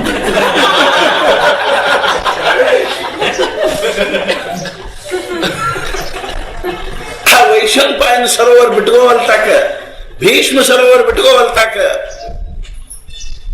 ಆದ್ರ ಪ್ರಾಣಿ ಮಾತ್ರಗಳನ್ನು ತಮ್ಮ ಅಂತಃಕರಣದ ಹತ್ರ ಕರ್ಕೊಂಡು ಅವರೊಳಗೆ ಭಗವಂತನ ಪ್ರೇಮ ಅನ್ನುವಂಥ ನೀರಿನಲ್ಲಿ ಸ್ನಾನ ಮಾಡ್ತಕ್ಕಂಥ ಸತ್ಪುರುಷರ ಸ್ಥಾನಗಳವಲ್ಲ. ಇದು ಯಾವ ವೈಶಂಪಾಯನ ಸರೋವರಕ್ಕೂ ಕಡಿಮೆ ಅಲ್ಲ ಅಂತ ತಿಳ್ಕೊಂಡು ಹಾಕಿದ್ವಿ. ಬಿಟ್ಕೋವಲ್ತಾಕ ಮಹಾರಾಜರು ಒಂದು ವೈಶಿಷ್ಟ್ಯ ಏನಿತ್ತು ಅಂತಂದ್ರ ಬಹಳ ಮಂದಿ ನಮ್ಮನ್ನು ಕೇಳ್ಯಾರ, ಮಹಾರಾಜರು ಏನ್ರಿ ನದಿ ಊರಾಗ ಯಾಕೆ ಪಾದಕ ಸ್ಥಾಪನಾ ಮಾಡಿಲ್ಲ ಅಂತ ನೋಡ್ಬೇಕಾದ್ರೆ ನೀವು ಎಲ್ಲೆಲ್ಲಿ ಮಹಾರಾಜ ಸ್ಥಾನವನೋ ಅಲ್ಲಿ ಬಹಳಷ್ಟು ಮಟ್ಟಿಗೆ ಸ್ಥಾನದ ನದಿ ಇಲ್ಲ. ಚಿಂತಾಮಣಿ ಒಳಗೆ ರಾಮ ಮಂದಿರದ ನದಿ ಇಲ್ಲ, ಬೆಂಗಳೂರೊಳಗದ ನದಿ ಇಲ್ಲ, ಹುಬ್ಬಳ್ಳಿಯಾಗದ ನದಿ ಇಲ್ಲ, ಹೆಬ್ಬಳ್ಳಿಯಾಗದ ನದಿ ಇಲ್ಲ, ಗೋಂದಾವಲಿ ಒಳಗ ನದಿ ಅದೇ ನದಿ ಅಲ್ಲದು. ಎಲ್ಲಿ ಅವನು ಇಂದೂರೊಳಗದ ನದಿ ಇಲ್ಲ, ಹರ್ದಾದೊಳಗದ ನದಿ ಇಲ್ಲ. ನದಿ ಯಾಕೆ ಇಲ್ರಿ ಅಂತ ಒಬ್ರು ಕೇಳಿದ್ರು. ಏನೋಲ್ಪ ಸತ್ಪುರುಷರು ನಮಗೇನು ಅರ್ಥ ಆಗ್ತದ? ಸತ್ಪುರುಷರು ಹೆಂಗಿರ್ತಾರ ಅನ್ನೋದು ನಮ್ಗೆ ಕಲ್ಪನಾ ಮಾಡ್ಲಿಕ್ಕೆ ಆಗಂಗಿಲ್ಲ. ಕ್ರಾಂತದರ್ಶಿ ಇರ್ತಾರ, ಅದು ಭವಿಷ್ಯ ಎಲ್ಲ ಅವ್ರಿಗೆ ತಿಳಿತಾ ಇರ್ತಾರೆ. ಒಂದು ಉದಾಹರಣೆ ಹೇಳ್ತಾರೆ. ಮಹಾರಾಜರು ಪುಣೆದೊಳಗ ಲಕ್ಷ್ಮೀ ರೋಡ್ ನಲ್ಲೇ ಒಂದು ರಾಮ ಮಂದಿರ ಸ್ಥಾಪನೆ ಮಾಡ್ಯಾರ. ಪುಣೆದೊಳಗ ಲಕ್ಷ್ಮೀ ರೋಡ್ ಅಂತಂದ್ರ ಅದು ಹೆಂಗ ಈ ಧಾರವಾಡದಾಗ ಸುಭಾಷ್ ರೋಡ್ ಇದ್ದಂಗ ಇಡೀ ಮುಖ್ಯ ರೋಡ್ ಅಂದ್ರೆ ಪ್ಯಾಟಿ. ಲಕ್ಷ್ಮೀ ರೋಡ್ ಅದು ಲಕ್ಷ್ಮೀ ಪ್ಯಾಟ್ ಇದ್ದ ಭಯಂಕರ ಗದ್ದಲದ್ದು. ಈಗ ಒಂದು 100 ವರ್ಷದ ಹಿಂದೆ ಅಲ್ಲಿ ಲಕ್ಷ್ಮೀ ರೋಡ್ ನಲ್ಲಿ ಒಂದು ರಾಮ ಮಂದಿರ ಸ್ಥಾಪನಾ ಮಾಡಿ ಆ ರಾಮ ಮಂದಿರದಲ್ಲಿ ನಮ್ಮ ಪ್ರವಚನ ಆಗ್ಯದ. ಆ ರಾಮ ಮಂದಿರ ಹೆಂಗದ ಅಂದ್ರೆ ಒಂದು 20 ಫೂಟ್ ಅಗಲದ, 15 ಫೂಟ್ ಅಗಲದ, ಒಂದು 35 ಫೂಟ್ ಉದ್ದದ. ಸ್ಥಾಪನಾ ಮಾಡ್ತಕ್ಕಂಥ ವ್ಯವಸ್ಥಾಪಕರದ ಕಲ್ಪನಾ ಏನಿತ್ತು ಅಂತಂದ್ರ ಒಂದು 35 ಫೂಟ್ ಆಗಬಹುದು ಬಹಳ. ಆದ್ರೆ ಅವ್ರು ಏನ್ ಮಾಡಿದ್ರು ಅಂದ್ರೆ ಗಾಡಿ ಹಚ್ಚಿ ರಾಮನ ಸ್ಥಾಪನಾ ಮಾಡ್ಬೇಕು ಅಂತ ಸಿಂಹಾಸನ ಕಟ್ಟಿಸಿಟ್ಟಿದ್ರು ಪೀಠ. ಅಂದ್ರೆ ಮುಂದೆ ಒಂದು ಪ್ರವಚನ ಯೋಚನೆ ಆದ್ರೆ ಸ್ವಲ್ಪ ಜಾಗ ಆಗ್ತದ ಅಂತ. ಇರುವುದ ಒಂದು 20 ಫೂಟ್ ಅಗಲ, 15-20 ಫೂಟ್ ಅಗಲ, ಒಂದು 35 ಫೂಟ್ ಉದ್ದ ಅಂದ್ರೆ ಗಾಡಿ ಹಚ್ಚಿ ರಾಮನ ಸ್ಥಾಪನಾ ಮಾಡಿದ್ವಿ ಅಂತಂದ್ರ ಮುಂದೆ ಪ್ರವಚನ ಜಾಗ ಆಗ್ತದೆ. ಮಹಾರಾಜರು ಬಂದು ನೋಡಿದ್ರು. 2 ದಿವಸ ಮುಂಚೆ ಬಂದಿದ್ರು ಮಹಾರಾಜರು ಪುಣೆಗೆ. ಬಂದು ನೋಡಿದ್ರು. ಅವ್ರು ಏನಂದ್ರು, ಅಲ್ಲಿ ಮಾಡಬೇಡ್ರಿ ಅಂದ್ರು. ಮತ್ತೆ ಎಲ್ಲಿ ಮಾಡ್ರಿ ಅಂದ್ರೆ ಒಂದು 10 ಫೂಟ್ ಮುಂದೆ ಮಾಡ್ರಿ. ನಮ್ಮ ತಲೀರಿ ಲೌಕಿಕ ತಲಿ. ನಾವೇನಂದ್ವಿ, ಮಹಾರಾಜ್ ಮುಂಚೆ ಜಗ ಸಾಣದ 10 ಫೂಟ್ ಮುಂದೆ ಮಾಡಿದ್ವಿ ಅಂತಂದ್ರ ಸುಮ್ಮನೆ ಹಿಂದೆ ಜಗ ವ್ಯಾಪ್ತ ಹೋಗ್ತದ. ಪ್ರವಚನಕ್ಕೆಲ್ಲ ಏನಾದ್ರು ಕಾರ್ಯಕ್ರಮ ಮಾಡ್ಬೇಕಂದ್ರೆ ಅಡಚಣೆ ಆಗ್ತದೆ. ರಾಮನವಮಿ ದಿವಸ ತೊಟ್ಟೆಲ್ಲ ಹಾಕ್ಬೇಕು ಹೋದ್ರೆ ಎಷ್ಟು ಅಡಚಣೆ ಆಗ್ತದೆ. ಮಹಾರಾಜ್ ನಾ ಹೇಳಿನಿ ಅಲ್ಲಿ ಮಾಡಿ. ಕೆಲವ್ರು ಇರ್ತದೆ ಅದ್ರ ಮಹಾರಾಜ್ ನಿಮ್ಮ ತಿಳಿಯಂಗಿಲ್ರಿ ಅಂದ್ರು. ಮಹಾರಾಜ್ ಅಂದ್ರು ತಿಳಿಲಿಕ್ಕೆ ಬಿಡುವಲ್ತ. ನೀವು ಮಾಡೋದು ಇಲ್ಲೇ ಮಾಡ್ರಿ, ಇಲ್ಲಿ ಮಾಡ್ರಿ ಅಂತ ನಾ ಸ್ಥಾಪನಾ ಮಾಡ್ತೀನಿ. ಸತ್ಪುರುಷರು ಹಠ ಮಾಡಿರ್ತಾರ್ರಿ ಬಹಳ. ಇದು ಅಂತ ತಿಳ್ಕೊಂಡಿರ್ಲಿ. ತಮ್ಮ ಮನುಷ್ಯನಾಗ ಬಂದದ್ದ ಸಬ್ಕ ಸುಣ್ಣ ಮನ್ಕ ಕರ್ಣ ಅವ್ರದ್ದು ಹೆಂಗಿರುತ್ತೆ. ಯಾರು ಇಲ್ಲ ಅನ್ನೋದ ಹೂನ್ರಿ ಅನ್ಕೋ ತಮ್ಮ ಮನುಷ್ಯನಾಗ ಮಾಡ್ತಾರೆ. ಮಹಾರಾಜ ರಾಮದೇವ್ರ ಗುಡಿ ಕಟ್ಟಿಸ್ಲಿಕ್ಕೆ ಹತ್ತಿದ್ರು ಕುಂದಾವಳಿ. ನೋಡಿದವರೆಲ್ಲ ಮಹಾರಾಜ್ ಸ್ವಲ್ಪ ಈ ಗಾಡಿ ಹಿಂಗ್ ತೋ, ಹಾ ಹಂಗೆ ತೋ. ಅವ್ರು ಅಷ್ಟ್ಲ ಹೋದ್ಕೂಡ ಅವ್ರು ಹಿಂಗೆ ತೋ. ಮತ್ತವ್ರು ಬಂದು ಹೇಳ್ಬೇಕು, ಮಹಾರಾಜ್ ಇಟ್ಲ ಸ್ವಲ್ಪ ಇಲ್ಲಿ ಇದು ಹಿಂಗ್ ಮಾಡ್ಬೇಕು, ಹಂಗ ಮಾಡಿ. ಅವ್ರು ಹೋಗ್ಬೇಕು, ಹಿಂಗ್ ಮಾಡಿ. ಅವ್ರಿಗೂ ಬೇಜಾರು ಮಾಡಂಗಿಲ್ಲ, ತಮ್ಮ ಮನುಷ್ಯನಾಗಿದ್ದಂಗೂ ಬಿಡಂಗಿಲ್ಲ. ಇಂಥದ್ದು ಅವ್ರದ್ದು ನಮೂನಿ ಇರ್ತದೆ. ಸತ್ಪುರುಷರು ಬಹಳ ವಸ್ತಾದಿರ್ತಾರೆ, ನಮಗೆ ಕಲ್ಪನಾ ಇಲ್ಲ. ಮಹಾರಾಜರು ಏನಂದ್ರು, ನೀವು ಈಗ ಸ್ಥಾಪನೆ ಮಾಡಿದ್ರೆ ನಾ ಮಾಡ್ತೀನಿ ಅಂತ. ಸುಮ್ಮನೆ ಪಾಪಿನ ಏನ್ ಮಾಡ್ಬೇಕು, ಹ್ಞೂ ಅಂದ್ರು. ಮಹಾರಾಜರು ಭಕ್ತರು ಎಲ್ಲಾರು 10 ಫೂಟ್ ಮುಂದೆ ಸ್ಥಾಪನಾ ಮಾಡಿದ್ರು. ಮರ ಮರ ಮರ ಮರಗಿದ್ರಿ ಮಂದೆಲ್ಲ. ಏನ್ ಮಹಾರಾಜರು ಮಾಡಿದ್ರು. ಈಗ 25 ವರ್ಷದ ಹಿಂದ, ಒಂದು 30-35 ವರ್ಷದ ಹಿಂದ ರೋಡ್ ಎಕ್ಸ್ಟೆನ್ಷನ್ ಕಾಯ್ದೆ ಬಂತು ಪುಣೆದಲ್ಲಿ. ಮಾಸ್ಟರ್ ಪ್ಲಾನ್ ಆಯ್ತು ಪುಣೆದ್ದು. ರೋಡ್ ಎಕ್ಸ್ಟೆನ್ಷನ್ ಕಾಯ್ದೆ ಬಂತು. ಆವಾಗ ಬುಲ್ಡೋಜರ್ ಹಚ್ಚಿ ಎಲ್ಲ ಇದನ್ನ ತೆಗಿಲಿಕ್ಕೆ ಹತ್ತ ನೋಡ್ರಿ, ಮುಂದಿನ ಅಂಗಡಿಗಳನ್ನ, ಚಪ್ಪಲ್ಗಳನ್ನ. ಅದ್ರಾಗ ರಾಮದೇವ್ರ ಗುಡಿದು 9 ಫೂಟ್ ಹೋತದ್ರಾಗ. ಎಲ್ಲಿಗೆ ಬಂತು ಗಾಡಿ? ರಾಮದೇವ್ರ ಬೆನ್ನಿಗೆ ಬಂದ್ಬಿಡ್ತು. ಆವಾಗ ಮಹಾರಾಜರು ಹೇಳಿದ್ರು ಕೇಳಲ್ಲ, ಇವ್ರು ಗಾಡಿ ಸ್ಥಾಪನಾ ಮಾಡಿದ್ರು ರಾಮದೇವ್ರ ಅಯೋಧ್ಯಕ್ಕೆ ಹೋಗ್ಬಿಡ್ತಿದ್ರು. ಸುಮ್ಮನೆ ನಮ್ಮ ಬುದ್ಧಿ ಓಡಿಸಬಾರ್ದ್ರೆ ಅದ್ರಾಗ. ಸತ್ಪುರುಷರು ಹೇಳಿ ಕರ್ತಾಗ ನಾವು ನಮ್ಮ ಬುದ್ಧಿ ಓಡಿಸಬಾರ್ದು. ಹ್ಞೂ ಅನ್ನೋದು ಶಾಣತನ ಇರ್ಕೋತಾಗ. ನಾ ಯಾಕೆ ಹೇಳಲಿಕ್ಕೆ ಹತ್ತೀನಿ ಅಂತ ತಿಳ್ಕೊಂಡು ಕೇಳಿದ್ರೆ ಪ್ರತಿಯೊಂದರ ಹಿಂದೆ ಏನಿರ್ತದ ಅಂತಂದ್ರ ಒಂದು ಸಂಕಲ್ಪ ಇರ್ತದೆ. ಹೆಂಗೋ ಹಂಗೆ ಏನದ ಅಂತ ತಿಳ್ಕೊಂಡು ಕೇಳಿದ್ರೆ ಈ ಮಾನಸ ಸರೋವರಕ್ಕೂ 4 ಘಾಟವ ಅಂತ ಹೇಳಿ ತುಳಸಿದಾಸರು ಏನಂದ್ರು ಅಂದ್ರೆ ಈ ಮಾನಸ ಸರೋವರಕ್ಕೆ 4 ಘಾಟವ.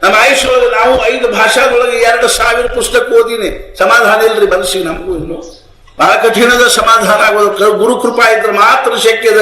ಗುರು ಕೃಪಾ ಹಿ ಕೇವಲಂ ಶಿಷ್ಯ ಪರಮ ಮಂಗಲಂ ವಿತ್ತ ಬಲಂ ಚಿತ್ತ ಬಲಂ ದೇಹ ಬಲಂ ಗೇಹ ಬಲಂ ತದ್ವಿನಾತು ಸರ್ವಬಲಂ ನಿಷ್ಫಲಂ ಗುರು ಕೃಪಾ ಹಿ ಕೇವಲಂ. ಗುರು ಕೃಪಾ ಇದ್ರೆ ಮಾತ್ರ ಸಮಾಧಾನ ಆಗಲಿಲ್ಲ. ವೆಂಕಟಾಪುರದಲ್ಲಿ ಬಂದು ತಪಶ್ಚರ್ಯ ಮಾಡಿದ್ರು, ಸಮಾಧಾನ ಆಗಲಿಲ್ಲ. ಕೊನೆಗೆ ವೆಂಕಟಪತಿ ಆದೇಶ ಆತು, ನಿನಗೆ ಸಮಾಧಾನ ಕೊಡ್ತಕ್ಕಂಥ ಗುರುಗಳು ಉತ್ತರ ಭಾರತದಲ್ಲಿದ್ದಾರೆ, ಹೋಗುವ. ಸಂಚಾರ ಮಾಡ್ಕೋತ ಇಂದೂರಿಗೆ ಬಂದರು. ಈ ಇಂದೂರು ಅಲ್ರಿ, ಹುಬ್ಬಳ್ಳಿ ಹತ್ತಿರ ಇಂದೂರು ಅಲ್ಲ, ಮಧ್ಯಪ್ರದೇಶದೊಳಗೆ ಇಂದೂರಿಗೆ ಹೋದ್ರು. ಅಲ್ಲಿ ಅವರಿಗೆ ಮಹಾರಾಜರ ದರ್ಶನ ಆತು. ಆದ್ರೆ ಮಜಾ ಏನಂತಂದ್ರ ಮಹಾರಾಜರ ವಿಷಯದಾಗ ಸಂಶಯ ಬಂತವ್ರಿಗೆ. ಅವ್ರ ತಲೆ ಒಂದು ಕಲ್ಪನಾ ಮಾಡ್ಕೊಂಡಿದ್ರು, ತಮ್ಮ ಸದ್ಗುರುಗಳು ಹೆಂಗಿರಬೇಕು ಅಂತಂದ್ರ ಷಟ್ಶಾಸ್ತ್ರದ ವಿದ್ವಾನಿರಬೇಕು, ಪ್ರಪಂಚದ ವಿಷಯದಲ್ಲಿ ಅತ್ಯಂತ ವಿರಕ್ತರಾಗಿರ್ತಕ್ಕಂಥವ್ರು ಇರಬೇಕು, ಕಾಮ ಕಾಂಚನಗಳಿಂದ ಅತಿ ದೂರ ಇರತಕ್ಕಂಥವ್ರು ಇರಬೇಕು, ಹೆಣ್ಮಕ್ಳ ಜೊತೆಗೆ ಮಾತಾಡ್ತಕ್ಕಂಥವ್ರು ಆಗಿರಬಾರ್ದು, ಹೆಣ್ಮಕ್ಳಿಂದ ದೂರ ಇರ್ತಕ್ಕಂಥವ್ರು ಇರಬೇಕು, ಪ್ರಪಂಚದ ಜನರಿಂದ ದೂರ ಇರ್ತಕ್ಕಂಥವ್ರು ಆಗಿರ್ಬೇಕು ಅಂತ ತಲೆ ಕಲ್ಪನಾ. ಯಾವಾಗಲೂ ವೇದಾಂತವನ್ನು ಚರ್ಚಾ ಮಾಡೋರಾಗಿರ್ಬೇಕು. ಇಂಥ ಕಲ್ಪನಾದ ವ್ಯಕ್ತಿಯನ್ನು ಹುಡುಕೋತ ಹೋದ್ರು. ಇಂದೂರಿಗೆ ಹೋದಲ್ಲಿ ಭಯ್ಯ ಸಾಹೇಬ್ ಮೋಡಕನ್ನ ಅವ್ರ ಮನೆಯಾಗ ಹೇಳ್ಕೊಂಡಿದ್ರು. ಮರದೋಷ್ ಮುಂಜಾನೆ ಭಯ್ಯ ಸಾಹೇಬ್ ಮೋಡಕ ಹೊರಗೆ ಹೊಂಟಿದ್ರು. ಇವ್ರು ಕೇಳಿದ ಅನಂತ ಶಾಸ್ತ್ರಿ ಎಲ್ಲಿ ಹೊಂಟಿದ್ರಿ? ಈ ಊರಾಗ ಒಬ್ರು ಸತ್ಪುರುಷರು ಬಂದಾರೆ, ಅವ್ರ ದರ್ಶನಕ್ಕೆ ಹೊಂಟಿವಿ. ನಾನು ಬರ್ತೀನಿ ಹೋದ್ರಿಬ್ರು. ಜೀಜಿಬಾಯಿ ಮನೆಯೊಳಗೆ ಮಹಾರಾಜ ಹೇಳ್ಕೊಂಡಿದ್ರು. ನಾವು ಹೋದ ವರ್ಷ ಹೇಳಿದ್ರಲ್ಲ ಚರಿತ್ರೆ, ಖಾರ ತಿನ್ಸಿದ್ದು, ಬೆಂಕಿ ತಿನ್ಸಿದ್ದು ಆ ಹೆಣ್ಮಗಳ ಮನೆ. ಬ್ರಹ್ಮಾನಂದ ಮಹಾರಾಜರು, ಅನಂತ ಶಾಸ್ತ್ರಿಗಳು, ಭಯ್ಯ ಸಾಹೇಬ್ ಮೋಡಕ ಅವರಿಬ್ರು ಒಳಗೆ ಬರೋದಕ್ಕಲ್ಲ ಮಹಾರಾಜರು ಹೆಂಗ್ ಕೂತ್ಕೊಂಡಿದ್ರು ಅಂದ್ರೆ ಲಂಗೋಟಿ ಹಾಕೊಂಡು ಕುರ್ಚಿ ಮೇಲೆ ಕೂತ್ಕೊಂಡಿದ್ರು. ಇಬ್ಬರು ಹೆಣ್ಮಕ್ಳು ಕಾಲು ಒತ್ಲಿಕ್ಕೆ ಹತ್ತಿದ್ರು. ಒಂದ್ 10-15 ಜನ ಹೆಣ್ಮಕ್ಳು ಮುಂದೆ ಕೂತ್ಕೊಂಡು ಹರಟಿ ಹೊಡ್ಲಿಕ್ಕೆ ಹತ್ತಿದ್ರು. ಹರಟಿ ಎದ್ರ ನಡೆದಿತ್ತು ಅಂದ್ರೆ ಪ್ರಪಂಚದ ವಿಷಯ ನಡೆದಿತ್ತು. ಎಲ್ಲ ತದ್ ವಿರುದ್ಧ ನೋಡ್ರಿ ಅವ್ರ ಕಲ್ಪನಾಕ್ಕೂ ಇದಕ್ಕೂ. ನೀನ್ ಅಕ್ಕ ಹೆಂಗಂತ ಇದ್ದಾಳ, ನಿನ್ ಸೊಸಿ ಹೆಂಗಿದ್ದಾಳ, ಗಂಡ ಬಡಿತಾನೇನು ಹೊಡಿತಾನೇನು ಇತ್ಯಾದಿ ಇತ್ಯಾದಿ. ಬ್ರಹ್ಮಾನಂದ ಮಹಾರಾಜರ ಅನಂತ ಶಾಸ್ತ್ರ ಒಳಗೆ ಬಂದವ್ರು ನೋಡಿದ್ರು, ಛೇ ಛೇ ಛೇ ಛೇ ಛೇ ಇವು ನನ್ನ ಗುರು ಆಗ್ಲಿಕ್ಕೆ ಯೋಗ್ಯ ಇಲ್ಲ ಅಂತ. ನನ್ನ ಗುರುವಿನ ಕಲ್ಪನಾನ ಬೇರೆ. ಮುಂದೆ ನಿಂದಲ್ಲೇ ಇಲ್ಲ, ಅಲ್ಲೇ ನಮಸ್ಕಾರ ಸಹಿತ ಮಾಡಿಲ್ಲ, ಸರಳ ಬಂದ್ರು. ಅಲ್ಲಿಂದ ನರಸಿಂಹವಾಡಿಗೆ ಬಂದ್ರು. ಅಲ್ಲಿ 12 ದಿವಸ ಅನುಷ್ಠಾನ ಮಾಡಿ 12ನೇ ದಿವಸ ದೃಷ್ಟಾಂತ ಅಥವಾ ಹುಚ್ಚ, ಯಾರನ್ನು ನೀನು ಉಪೇಕ್ಷಾ ಮಾಡಿ ಬಂದಿದೀಯೋ ಅವರ ನಿನ್ನ ಸದ್ಗುರುಗಳು. ದತ್ತಾತ್ರೇಯ ಹೇಳಿದ್ದೇವೆ. ಮತ್ತೆ ತಿರುಗಿ ಇಂದೂರಿಗೆ ಬಂದು 2ನೇ ಸಲ ಹೋದಾಗ ಮಹಾರಾಜ ನಿರೂಪಣೆ ಮಾಡ್ಲಿಕ್ಕೆ ಹತ್ತಿದ್ರು, ಪ್ರವಚನ ಮಾಡ್ಲಿಕ್ಕೆ ಹತ್ತಿದ್ರು. ಇವ್ರು ಭಾಗದಾನ ಅಂತ ಕೇಳಲಿಕ್ಕೆ ಹತ್ತಿದ್ರು. ಯಾವ ವಿಷಯದವನ್ನು ಇವ್ರು ಹೇಳ್ತಾ ಇದ್ರು ಅದೇ ವಿಷಯದಲ್ಲಿ ಅವ್ರಿಗೆ ಸಂಶಯ ಬರ್ತಾ ಇತ್ತು. ಅವ್ರಿಗೆ ಏನ್ ಸಂಶಯ ಬರ್ತಾ ಇತ್ತು ಅದನ್ನ ಇವ್ರು ಹೇಳ್ತಾ ಇದ್ರು. ಮತ್ತೆ ಅದ್ರ ಮೇಲೆ ಅವ್ರಿಗೆ ಸಂಶಯ ಬರಬೇಕು, ಅದೇ ಸಂಶಯ ತಗೊಂಡು ಮತ್ತೆ ಇವ್ರು ಹೇಳಬೇಕು. ಅವ್ರಿಗೆ ಆಶ್ಚರ್ಯ ಆಗತ್ತು. ನನ್ನ ಮನಸ್ಸಿನಿಂದ ಹೇಳ್ಕತ್ತಾನ. ಆದ್ರೂ ಮತ್ತೇನ್ ಅನಿಸ್ತು ಅಂತಂದ್ರ ಮತ್ತೊಬ್ಬರ ಮನಸ್ಸಿನಾಗೇನು ತಿಳಿಯೋದೇನು ದೊಡ್ಡ ಸತ್ಪುರುಷಿಗೆ ಲಕ್ಷಣ ಅಲ್ಲ ಅಂತ ವಾಪಸ್ ಹೋಗ್ಬೇಕು. ಮರುದಿವ್ಸ ಮತ್ತೆ ಬಂದ್ರು. ಮತ್ತೆ ಅದು ಹಂಗಾತು. 3ನೇ ದಿವಸ ಬಂದ್ ನಿಂತು. ಅವಾಗ ಮಹಾರಾಜರು ಮುಂದೆ ಕೂತಿರೋ ಮಂದಿಗೆ ಏನಂದ್ರು ಅಂದ್ರ, ನೀವು ದೊಡ್ಡ ದೊಡ್ಡ ವಿದ್ವಾಂಸರ ಗತೆ, ಪಂಡಿತರ ಗತೆ ಬರೀ ಸಂಶಯ ತಕ್ಕೋತ ಹೋಗ್ಬೇಡ್ರಿ. ನಾನು ಹೇಳೋ ಶಬ್ದ ನನ್ನೂ ಅಲ್ಲ. ನಾನು ಹೇಳ್ತಕ್ಕಂತಹ ಶಬ್ದ ಜ್ಞಾನೇಶ್ವರ ಮಹಾರಾಜರಂಥ, ಏಕನಾಥ್ ಮಹಾರಾಜರು, ತುಕಾರಾಮರು, ನಾಮದೇವರು, ಸಮರ್ಥ ರಾಮರಾಜ ಸ್ವಾಮಿಗಳಂಥವ್ರ ಶಬ್ದಗಳನ್ನು ಹೇಳ್ತಾ ಇದ್ದೀನಿ. ನನ್ನ ಮೇಲೆ ಬೇಡ, ಅವ್ರ ಮೇಲೆ ವಿಶ್ವಾಸ ಇಟ್ಟು ನೀವು ಭಗವಂತನ ನಾಮಸ್ಮರಣೆ ಮಾಡ್ರಿ ಅಂತ ಹೇಳಿದ ಕೂಡಲೇ ಓಡ್ಕೋತ ಬಂತ ನೋಡ್ರಿ ಅನಂತ ಶಾಸ್ತ್ರಿ. ಓಡ್ಕೋತ ಬಂದವನ ರಪ್ ಅಂತ ಕಾಲ ಮೇಲೆ ಬಿದ್ರು. ರಪ್ ಅಂತ ಬೀಳಬೇಕು ಅಂತದ ಪದ್ಧತಿ ನಮಸ್ಕಾರ ಮಾಡ್ಬೇಕಾದ್ರೆ. ಅದಕ್ಕೆ ಉತ್ತರ ಭಾರತದೊಳಗೆ ಏನು ದಂಡವತ್ ಅಂತಾರ. ದಂಡವತ್ರಿ ಅಂತಂತಾರ. ದಂಡವತ್ರಿ ಅಂತ ಬಾಯಿಲೆ ಅನ್ನೋದು ಅಲ್ಲದು, ದಂಡವತ್ ಬೀಳಬೇಕು ಅಂತ. ದಂಡವತ್ ಅಂದ್ರೆ ಈ ಬಡಿಗೆ ಹಿಂಗ್ ಹಿಡ್ಕೊಂಡು ನಿಂತೀವಿ ಅಂತ ತಿಳ್ಕೊಡ್ರಿ. ಕೈ ಬಿಟ್ಟಿವಿ ಅಂದ್ರೆ ಏನ್ ಮಾಡ್ತಾರ? ಹಂಗ ಅಂದ್ರೆ ಸಾಷ್ಟಾಂಗ ಹಾಕಬೇಕು ಅಂತ. ರಪ್ಪ ಅಂತ ಬೀಳ್ಬೇಕು ಅಂತ ತಲೆ ಕಟ್ಟಿಸ್ಬೇಕು ಅಂತ. ಬಂದು ಗಟ್ಟೆ ಕಾಲು ಹಿಡ್ಕೊಂಡ್ರು. ಮತ್ತಂದ್ರಲ್ಲ ಏನು ಅಂದ್ರೆ, ಮಹಾರಾಜ್ ನನ್ನ ಈ ಪಾಂಡಿತ್ಯ ಏನದನ್ನು ನನ್ನನ್ನು ನಿಮ್ಮಿಂದ ವಂಚಿತ ಮಾಡ್ತೀವಿ, ನಿಮ್ಮ ವಿಷಯದೊಳಗೆ ಸಂಶಯ ಬರುವಂಗೆ ಮಾಡ್ತೀವಿ. ಆದ್ರಿಂದ ಈ ಪಾಂಡಿತ್ಯ ತಗೋತೀನಿ ಅಂತ ಅನ್ನೋ ತನಕ ನಾನು ನಿಮ್ ಕಾಲು ಬಿಡಂಗಿಲ್ಲ ಅಂತ ಮಹಾರಾಜರು ಅಂದ್ರು. ಶಾಸ್ತ್ರಿಗುವ ಉಠಾ ಉಠಾ ಉಠಾ ಎಬ್ಸಿರು, ನೈ ಉಠ ಹೇಳಂಗಿಲ್ಲ, ನಾನು ಪಾಂಡಿತ್ಯ ತಗೋತೀನಿ ಅಂದ್ರೆ ಹೇಳ್ತೀನಿ ಅಂತ. ಅವ ಮಹಾರಾಜಂದ್ರು, ನಿಮಗೆ ಈ ಪಾಂಡಿತ್ಯ ಬಾಧಿಸಂಗಿಲ್ಲ, ನಾನು ಕಾಜಿ ಮಾಡಿ ಎಬ್ಸಿರು, ಅಪ್ಪಿಕೊಂಡ್ರು. ಅವ್ರು ಹೇಳಿದ್ರು, ಒಂದು ನರ್ಮದಾ ತಟಾಕಕ್ಕೆ ಹೋಗಿ ನಾಮಸ್ಮರಣೆ ಮಾಡಿ. ಸಂಶಯ ಬಹಳ ಕೆಟ್ಟ. ಒಬ್ಬ ಗುರು ಒಬ್ಬ ಶಿಷ್ಯಗೆ ರಾಮಾಯಣ ಹೇಳಕ್ಕೆ ರಾಮಾಯಣ ಹೇಳಕ್ಕೆ ಹತ್ಕೊಳ್ಳಿ. ಶಿಷ್ಯಾಗ ಏನಂದ? ಶಿಷ್ಯ, ರಾಮಾಯಣ ಬಹಳ ಗಹನದ, ನಮಗೆ ತಿಳಿದಿಲ್ಲ ಅದು ಸಾಮಾನ್ಯ ಬುದ್ಧಿಗೆ. ಆದ್ರಿಂದ ನಿನಗೆ ಏನಾದ್ರೂ ಸಂಶಯ ಬಂದ್ರೆ ಕೇಳಿ, ನಡಕ ಹೂನ್ರಿ ಅನ್ನ ಕೇಳ್ತೇನ್ರಿ. ರಾಮಾಯಣ ಶುರು ಆತು.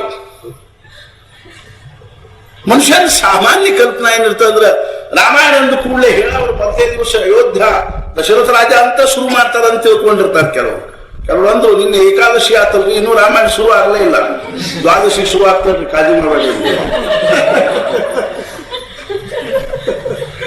ರಾಮಾಯಣ ಒಂದ್ ದಿವಸದಾಗ ಹೇಳ್ಬಿಡ್ತೀನಿ ನಾನು. ಕಡಿಕ ಸತ್ಸಂಗ ತಿಳ್ಕೊಳ್ರಿ. ಸತ್ಸಂಗ ನಾನು ಹೇಳೋ ವಿಷಯ ಏನದಂದ್ರೆ ಜೀವನದ ಜೀವನ ಕಥೆ ಅಲ್ರಿ ಇದು. ರಾಮಾಯಣ ಏನದ ವರ್ಷಗಟ್ಟಲೆ ಹೇಳಿದ್ರು ಮುಗಿಯೋದಿಲ್ಲ, ಒಂದ ದಿವಸದೊಳಗೂ ಮುಗೀತು. ಕೇಳಕ್ಕಿದೆ ದಿವ್ಯ ಚರಿತ್ರೆ ಹೆಂಗದ ಅನ್ನೋದು. ಗುರುಗಳು ಹೇಳಿದ್ರು, ಹೇಳಿಕಟ್ಟಾರ ರಾಮಾಯಣ. ಅಯೋಧ್ಯ ಅನ್ನುವಂಥ ನಗರದಲ್ಲಿ ರಾಜ ದಶರಥ 100 ಮಂದಿ ಹೆಂಡಂದ್ರು, ಕೌಸಲ್ಯ, ಸುಮಿತ್ರ, ಕೈಕೇಯಿ. ಆ ದುಷ್ಟಂಕ ಮಕ್ಕಳಾಗಲಿಲ್ಲ ಅಂತ ಪುತ್ರಕಾಮೇಷ್ಟಿ ಯಜ್ಞ ಮಾಡಿದ್ರು, ಇತ್ಯಾದಿ ಇತ್ಯಾದಿ ಕಥೆ ಶುರುವಾತ್ರಿ. 1 ದಿವಸ ಆತು, 2 ದಿವಸ ಆತು, 4 ದಿವಸ ಆತು. ಶಿಷ್ಯ ಸುಮ್ಮನೆ ಹೂ ಅಲ್ಲಿ ಕಟ್ಟಾನ. ಗುರುಗಳಂದ್ರು, ಯಾಕೆ ಏನು ಸಂಶಯ ಇಲ್ಲ, ಈ ಸದ್ಯ ಏನಿಲ್ಲಡ್ರಿ, ಮುಂದುವರಿ ಕಥೆ. ಮತ್ 4 ದಿವಸ ಆತು, ಏನಾದ್ರು ಸಂಶಯ? ಸದ್ಯ ಇಲ್ಲಡ್ರಿ. ರಾಮಾಯಣ ಮುಗಿಲಿಕ್ಕೆ ಬಂತು. ಅಲ್ಪ ಶಿಷ್ಯ, ಏನ್ ಸಂಶಯ ಇಲ್ಲ, ಸದ್ಯ ಇಲ್ಲಡ್ರಿ. ರಾಮಾಯಣ ಮುಗಿತು. ಇನ್ನೇನ್ ರಾಮಾಯಣ ಮುಗಿತು ಅನ್ನೋದಕ್ಕೆ ಒಂದು ಸಂಶಯ ಬಂತ್ರಿ ಅಂತ ಗುರುಗಳಿಗೆ ಸಂತೋಷ ಆದ್ರಿ. ಕಡೆಗೆ ಒಂದು ಸಂಶಯ ಬಂತಲ್ಲಪ್ಪ. ಸಂಶಯ ಇಬ್ಬರಿಗೆ ಬರಂಗಿಲ್ಲ. ಯಾರಿಗೆ ಬರಂಗಿಲ್ಲ? ಯಾರಿಗೆಲ್ಲ ತಿಳಿದ್ರು ಅವ್ರಿಗೆ ಬರಂಗಿಲ್ಲ, ಯಾರಿಗೆ ಏನೂ ತಿಳಿದಿಲ್ಲ ಅವ್ರಿಗೆ ಬರಂಗಿಲ್ಲ.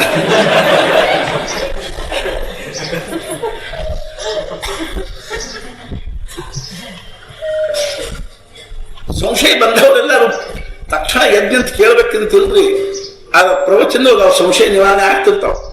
ನಿನ್ನೆ ಇವತ್ತಾಗ್ತಾವ, ಇವತ್ತಿನ ನಾಳೆ ಆಗ್ತಾವ, ನಾಳಿಂದ ನಾಳೆ ಆಗ್ತಾವ. ಕಲಿಕ್ ಮುಗಿದ್ರಾಗ 1 ದಿವಸ ಆಗ್ಯಾ. ಶಿಷ್ಯ ಅಂದ ಬಂತ್ರಿ ಸಂಶಯ ಅಂದ. ಗುರು ಅಂದ್ರು, ಸರ ಕೇಳ್ದ. ಶಿಷ್ಯ ಏನಂದ? ರಾವಣ ಸೀತಾದೇವಿಯನ್ನ ದಂಡಕಾರಣ್ಯದಿಂದ ತಗೊಂಡು ಹೋಗಿ ಪುಷ್ಪವಾಟಿಕಾದಲ್ಲಿ, ಲಂಕಾದಲ್ಲಿ ಪುಷ್ಪವಾಟಿಕಾದಲ್ಲಿ ಇಟ್ಟ. ಆದ್ರೆ ಅವ್ರ ಮೇಲೆ ಯಾವುದೇ ಪ್ರಕಾರವಾಗಿರ್ತಕ್ಕಂಥ ಅತ್ಯಾಚಾರ ಮಾಡಲಿಲ್ಲ, ಅನಾಚಾರ ಮಾಡಲಿಲ್ಲ, ದುರಾಚಾರ ಮಾಡಲಿಲ್ಲ. ಬಹಳ ಸ್ವಲ್ಪ ಬೆದರಿಸಿದ. ಆದ್ರೆ ರಾಮ ತಾಟಿಕಾಲ ವಧ ಮಾಡಿದ. ಶೂರ್ಪಣಖೆ ಮೂಗು ಕಿವಿ ಕೊಯ್ಸಿದ. ಅದೇ ರೀತಿಯಾಗಿ ಲಕ್ಷಗಟ್ಟಲೆ ರಾಕ್ಷಸರ ಪತ್ನಿಯರನ್ನ ವಿಧವೆಯರನ್ನಾಗಿ ಮಾಡಿದ. ಇದನ್ನೆಲ್ಲ ಕೇಳಿ ಕೇಳಿ ಕೇಳಿ ನನ್ನ ಮನಸ್ಸಿಗೆ ಒಂದು ಸಂಶಯ ಏನ್ ಬರ್ಲಿಕ್ಕಂತೆ ಅಂದ್ರೆ, ರಾಮ ರಾಕ್ಷಸ ಏನ್ ರಾವಣ ರಾಕ್ಷಸ? ಗುರು ತಣ್ಣಗಾದ್ ನೋಡ್ರಿ. ಗುರು ಅಂದ, ಶಿಷ್ಯ ದಿವ್ಯದ ಪಾಸ. ಅವಾಗ ಒಂದ, ಶಿಷ್ಯೋತ್ತಮ, ರಾಮನೂ ರಾಕ್ಷಸ ಅಲ್ಲ, ರಾವಣನೂ ರಾಕ್ಷಸ ಅಲ್ಲ, ನಿನಗೆ ಹೇಳಿಕತ್ತ ನಾವು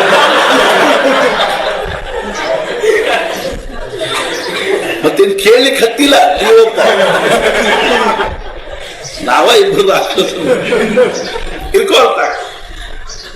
ಭರದ್ವಾಜರು ಕೇಳ್ತಾ ಇದ್ದಲ್ಲ ಯಾಜ್ಞವಲ್ಕ್ಯರಿಗೆ ಏನು ಅಂದ್ರ, ಮಹರ್ಷೇ, ಯಾವ ಭಗವಂತನ ಚರಿತ್ರೆಯನ್ನು ನಾವು ಶ್ರವಣ ಮಾಡ್ತೀವಿ, ಅಯೋಧ್ಯಾಧಿಪತಿಯಾಗಿರ್ತಕ್ಕಂಥ ಪ್ರಭು ಶ್ರೀರಾಮಚಂದ್ರ ಅಂತ ತಿಳ್ಕೊಂಡು ಶ್ರವಣ ಮಾಡ್ಲಿಕ್ಕೆ ಹತ್ತೀವಿ. ಆ ಚರಿತ್ರೆ ಒಬ್ಬ ಕ್ಷತ್ರಿಯ ಕುಮಾರನ ಚರಿತ್ರೆನೋ, ಏನು ಪರಬ್ರಹ್ಮ ಪರಮಾತ್ಮನ ಚರಿತ್ರೆನೋ, ಕೇವಲ ಒಬ್ಬ ಅವತಾರಿ ಪುರುಷನ ಚರಿತ್ರೆನೋ ಅನ್ನುವಂತಹ ವಿಷಯದಲ್ಲೇ ನನಗೆ ಸಂಶಯ ಬಂದದ. ಆದ್ದರಿಂದ ದಯವಿಟ್ಟು ತಾವು ಇದನ್ನ ಸಮಾಧಾನ ಮಾಡಬೇಕು. ಯಾಜ್ಞವಲ್ಕ್ಯರ ಮುಗುಳ್ನಕ್ಕೆ ಏನಂದ್ರು ಅಂದ್ರೆ, ಭರದ್ವಾಜರ, ನನಗೆ ಖಾತ್ರಿ ಗೊತ್ತದ, ನಿಮಗೆ ಸಂಶಯ ಇಲ್ಲ ಈ ವಿಷಯದಲ್ಲಿ. ಆದ್ರೆ ಲೋಕ ಕಲ್ಯಾಣಕ್ಕಾಗಿ ನೀವು ಈ ಪ್ರಕಾರವಾಗಿರ್ತಕ್ಕಂತಹ ಪ್ರಶ್ನೆಯನ್ನು ಮಾಡ್ತಾ ಇದ್ದೀರಿ. ಜನರಿಗೆ ಭಗವಂತನ ದಿವ್ಯವಾಗಿರ್ತಕ್ಕಂತಹ ಚರಿತ್ರೆ ಶ್ರವಣ ಆಗಬೇಕು ಅನ್ನುವಂತಹ ಭಾವ. ಇದರ ಒಂದು ಸಂಶಯ ಮುಂಚೆ ಏನಾಗಿತ್ತು ಅಂತಂದ್ರೆ, ಸತಿಗೂ ಬಂದಿತ್ತು. ಪರಮೇಶ್ವರನ ಮೊದಲನೇ ಪತ್ನಿಯಾಗಿರ್ತಕ್ಕಂತಹ ಸತಿಗೆ ಇದರ ಪ್ರಕಾರವಾಗಿರ್ತಕ್ಕಂತಹ ಸಂಶಯ ಬಂತು. ಆ ಸಂಶಯನ ಕೊನೆಗೆ ಎದಕ್ಕೆ ಕಾರಣ ಆಯ್ತು ಅಂದ್ರೆ, ಆತ್ಮಾಹುತಿ ಕಾರಣ. ಆದ್ರೆ ಆತ್ಮಾಹುತಿಯನ್ನು ಮಾಡಿಕೊಂಡು ಬಳಕೆ ಎರಡನೇ ಅವತಾರದಲ್ಲಿ ಅವಳ ಪಾರ್ವತಿಯಾಗಿ ಅವತಾರ ಮಾಡಿ ಪುನಃ ಕೈಲಾಸದಲ್ಲಿ ಪರಮೇಶ್ವರನನ್ನು ಒಂದು ದಿವಸ ಪರಮೇಶ್ವರ ಚಲೋ ಮೂಡ್ನಾಗಿದ್ದಾಗ, ಸತ್ಸಂಗವನ್ನು ಯಾವಾಗ ಮಾಡ್ಬೇಕು ಅಂದ್ರೆ ಗುರುಗಳು ಮೂಡ್ನಾಗಿದ್ದಾಗ ಮಾಡ್ಬೇಕು. ಗುರುಗಳು ಮೂಡ್ನಾಗಿದ್ದಿಲ್ಲ, ಹೇಳಿದಾಗ ಮಾಡ್ಲಿಕ್ಕೆ ಹೋದ್ರೆ ಎಲ್ಲ ಹೇಳ್ತಾರಂತ ಏನಿರಂಗಿಲ್ರಿ, ಸುಮ್ಮನೆ ಸಮಾಧಾನಕ್ಕೆ ಹೇಳ್ತಾರೆ. ಗುರುಗಳು ಅಗದಿ ಪ್ರಸನ್ನವಾಗಿ, ಶಿವ ಅಗದಿ ಪ್ರಸನ್ನನಾಗಿ ಕೂತ್ಕೊಂಡಿದ್ದ.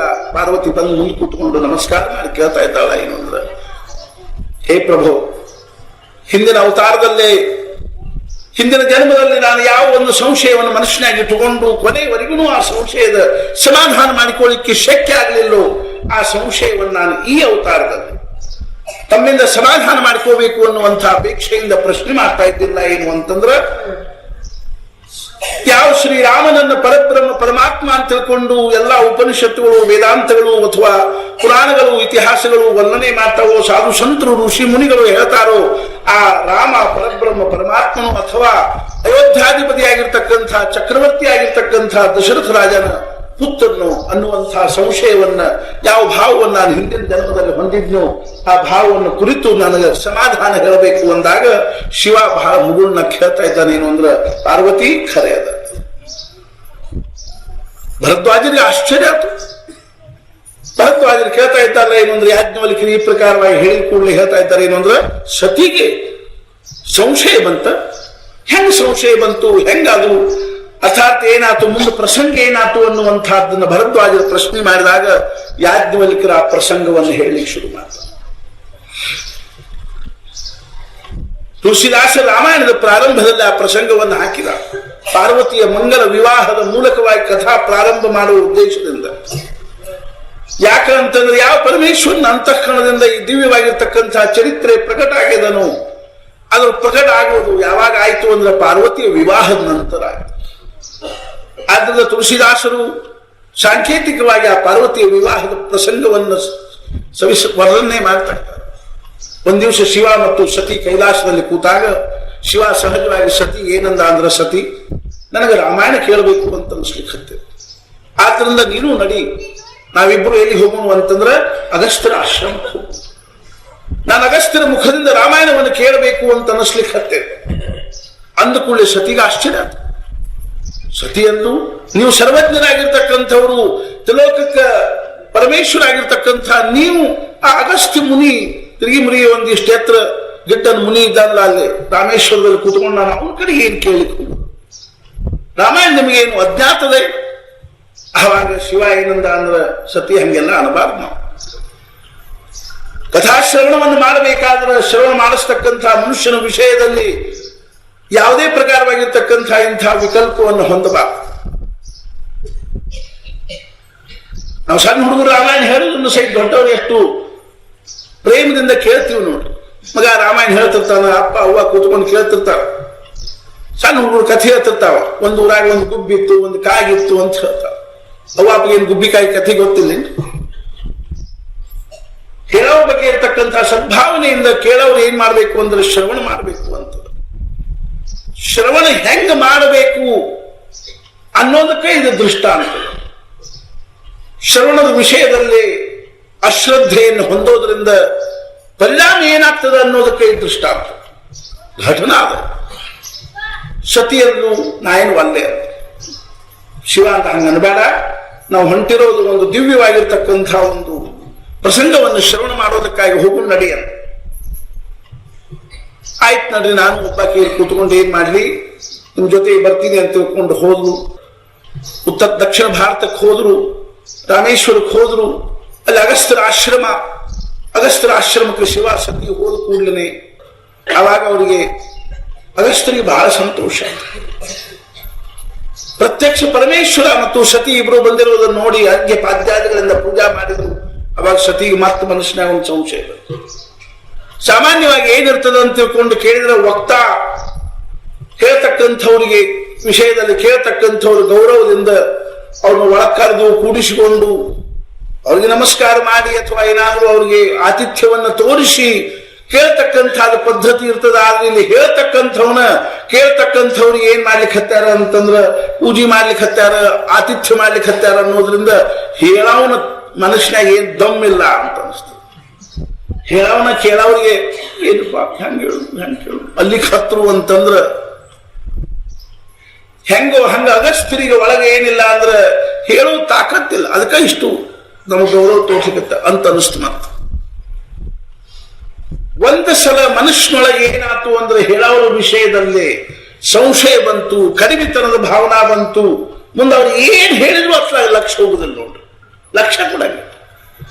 ಆದ್ರೆ ಪರಮೇಶ್ವರ ಎಷ್ಟು ಸಂತೋಷ ಆಗಿದೆ ಅಂತಂದ್ರೆ ಇವತ್ತು ನನ್ನ ಜೀವನದೊಳಗ ಎಂಥ ಒಂದು ಪ್ರಸಂಗದಪ್ಪ, ಶ್ರೀರಾಮಚಂದ್ರ ದಿವ್ಯವಾಗಿರ್ತಕ್ಕಂಥ ಚರಿತ್ರೆಯನ್ನು ಶ್ರವಣ ಮಾಡ್ತಕ್ಕಂಥ ಪ್ರಸಂಗದ ಅಂತ ತಿಳ್ಕೊಂಡು ಅತ್ಯಂತ ಸಂತೋಷ ಆಗ್ತದೆ. ಶಿವ ಮತ್ತು ಸತಿ ಇಬ್ರು ಕೂತುಕೊಂಡ್ರು. ಅಗಸ್ತ್ಯರು ಅತ್ಯಂತ ಪ್ರೇಮದಿಂದ ಅವರಿಗೆ ಉಚ್ಚ ಆಸನದಲ್ಲಿ ಕೂಡಿಸಿ ತಾವು ಕೆಳಗೊಂದು ಕೃಷ್ಣಾರ್ಜುನದ ಮೇಲೆ ಕೂತುಕೊಂಡು ಭಗವಂತನ ದಿವ್ಯವಾಗಿರ್ತಕ್ಕಂಥ ಚರಿತ್ರೆಯನ್ನು ಶ್ರವಣ ಮಾಡಿಸಿ ಹೇಳ್ತಾ ಇದ್ದಾರೆ.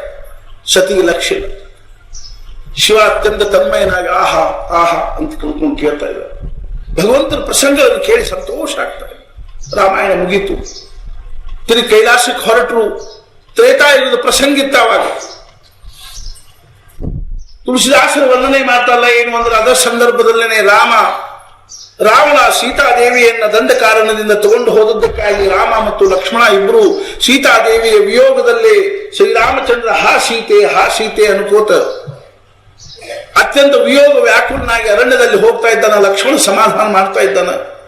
ಪ್ರಭು ರಾಮ, ಸೀತಾ ದುಃಖ ಮಾಡ್ಕೋಬೇಡ ಅನ್ನೋ ಸಂದರ್ಭದಲ್ಲಿ ಆಕಾಶ ಮಾರ್ಗದಿಂದ ಶಿವ ಮತ್ತು ಸತಿ ಹೋಗ್ತಾ ಇರುವಾಗ ಶಿವ ಕೆಳಗೆ ನೋಡಿದ ರಾಮನ ದಿವ್ಯವಾಗಿರ್ತಕ್ಕಂಥ ಲೀಲೆಯನ್ನು ನೋಡಿ ಆಹಾಹಾ ಸಚ್ಚಿದಾನಂದ ಸಚ್ಚಿದಾನಂದ ಸಚ್ಚಿದಾನಂದ. ಸತಿಗೆ ಆಶ್ಚರ್ಯ ಆಯ್ತು. ಸತಿಯಲ್ಲೂ ಹೇ ಪರಮೇಶ್ವರ, ಯಾವ ಭಗವಂತನ ದಿವ್ಯವಾಗಿರ್ತಕ್ಕಂತಹ ಚರಿತ್ರೆಯನ್ನು ನಾವು ಶ್ರವಣ ಮಾಡಿ ಬಂದ್ವಿ, ಯಾರನ್ನು ನೀವು ಪರಬ್ರಹ್ಮ ಪರಮಾತ್ಮ ಅಂತೀರಿ, ಆ ರಾಮ ಇವನನೋ ಅಥವಾ ಬ್ಯಾರೇನೋ? ಇವನ ಆಗಿದ್ರ ಒಂದು ಪತ್ನಿಯ ವಿಯೋಗದಲ್ಲಿ ಇಷ್ಟ್ಯಾಕೆ ವ್ಯಾಕುಲನಾಗಿ ಹಾ ಸೀತೆ ಅನ್ಕೋತಾ ಅಡ್ಡಾಡ್ಲಿಕ್ಕೆ ಹತ್ಯಾರ. ಪರಬ್ರಹ್ಮ ಪರಮಾತ್ಮ ಆಗಿದ್ರ ಅವನಿಗೆ ವಿಯೋಗ ಎಲ್ಲಿದೆ? ಆದ್ರೂ ನನಗೆ ಈ ವಿಷಯದಲ್ಲಿ ಬಹಳ ಸಂಶಯ ಬರ್ಲಿಕ್ಕೆ ಹತ್ತಿದೆ. ಅಂದ ಕೂಡಲೇ ಶಿವ ಅಂದ, ಸತಿ ಹಂಗೆಲ್ಲ ಸಂಶಯ ತೋಡ, ಇವನ ಪರಬ್ರಹ್ಮ ಪರಮಾತ್ಮ. ಅಂದ ಕೂಡಲೇ ಸತಿಯಲ್ಲೂ ನನಗೆ ಸಮಾಧಾನ ಆಗವಲ್ತು ಅಂತ ಹೇಳಿ, ಆದ್ರೆ ನಾ ಏನ್ ಮಾಡ್ತೀನಿ ಅಂದ್ರೆ ಪರೀಕ್ಷಾ ಮಾಡ್ತೀನಿ ಅಂತ ತಿಳ್ಕೊಂಡು ಅಂದ ಕೂಡಲೇ ಶಿವಾಗ ಬಹಳ ಅಸಮಾಧಾನ. ಅರೆ, ನನ್ನ ಆರಾಧ್ಯನಾಗಿರ್ತಕ್ಕಂಥ ಅನ್ಯೋನ್ಯ ಆರಾಧಕ ಭಾವದ ನೋಡ್ರಿ ಇವರಲ್ಲಿ. ರಾವಣನನ್ನು ಸಂಹಾರ ಮಾಡ್ಲಿಕ್ಕೆ ಹೋಗ್ಬೇಕಾದ್ರೆ ಅಲ್ಲಿ ರಾಮೇಶ್ವರವನ್ನು ಸ್ಥಾಪನಾ ಮಾಡಿ ಪೂಜಾ ಮಾಡಿ ಶಿವನಿಗೆ ಪ್ರಾರ್ಥನಾ ಮಾಡಿ ಹೋದ. ಶಿವ ಏನ್ ಮಾಡ್ತಿರ್ತ ಅಂದ್ರೆ ಯಾವಾಗಲೂ ರಾಮನಾಮ ಜಪ ಮಾಡ್ತಾ ಇರ್ತಾರೆ. ನಾನು ಹೇಳಿದೆ, ಕಾಶಿಯಲ್ಲಿ ಕೂತ್ಕೊಂಡು ಸಾಯ್ತಕ್ಕಂಥವ್ರ ಬಲಗಿ ಮೇಲೆ ರಾಮನಾಮವನ್ನು ಉಪದೇಶ ಮಾಡ್ತಾ ಇರ್ತಾರೆ. ರಾಮ ಮತ್ತು ಶಿವ ಇವರಿಬ್ಬರು ಅನ್ಯೋನ್ಯ ಆರಾಧಕರಾಗಿ. ಸತಿ ಏನಂದ್ರು, ನಾನು ಪರೀಕ್ಷಾ ಮಾಡ್ತೀನಿ ಅಂತ ತಿಳ್ಕೊಂಡು ಸತಿ ಪರೀಕ್ಷಾ ಮಾಡ್ಲಿಕ್ಕೆ ಹೋದ್ರು. ಶಿವಾಗ ಅನಿಸ್ತು ಏನೋ ಇವಳ ಭವಿತವ್ಯ ಯಾಕೋ ಸರಿ ಇಲ್ಲ ಅನಿಸ್ತು. ಅವಾಗ ಶಿವ ಒಂದು ವಟವೃಕ್ಷದ ಕೆಳಗೆ ಕೂತ್ಕೊಂಡು ಶಾಂತವಾಗಿ ರಾಮನಾಮ ಜಪ ಮಾಡ್ಲಿಕ್ಕೆ ಹತ್ತ. ಮುಂದೆ ಅವಳು ಹೆಂಗ ಪರೀಕ್ಷಾ ಮಾಡಿದ್ಲು, ಮುಂದೇನಾಯ್ತು ಅನ್ನುವಂತಹ ಸಂದರ್ಭವನ್ನು ನಾಳಿನ ಪ್ರವಚನದಲ್ಲಿ ಜ್ಞಾನಕೀ ಜೀವನ ಸ್ಮರಣದೆ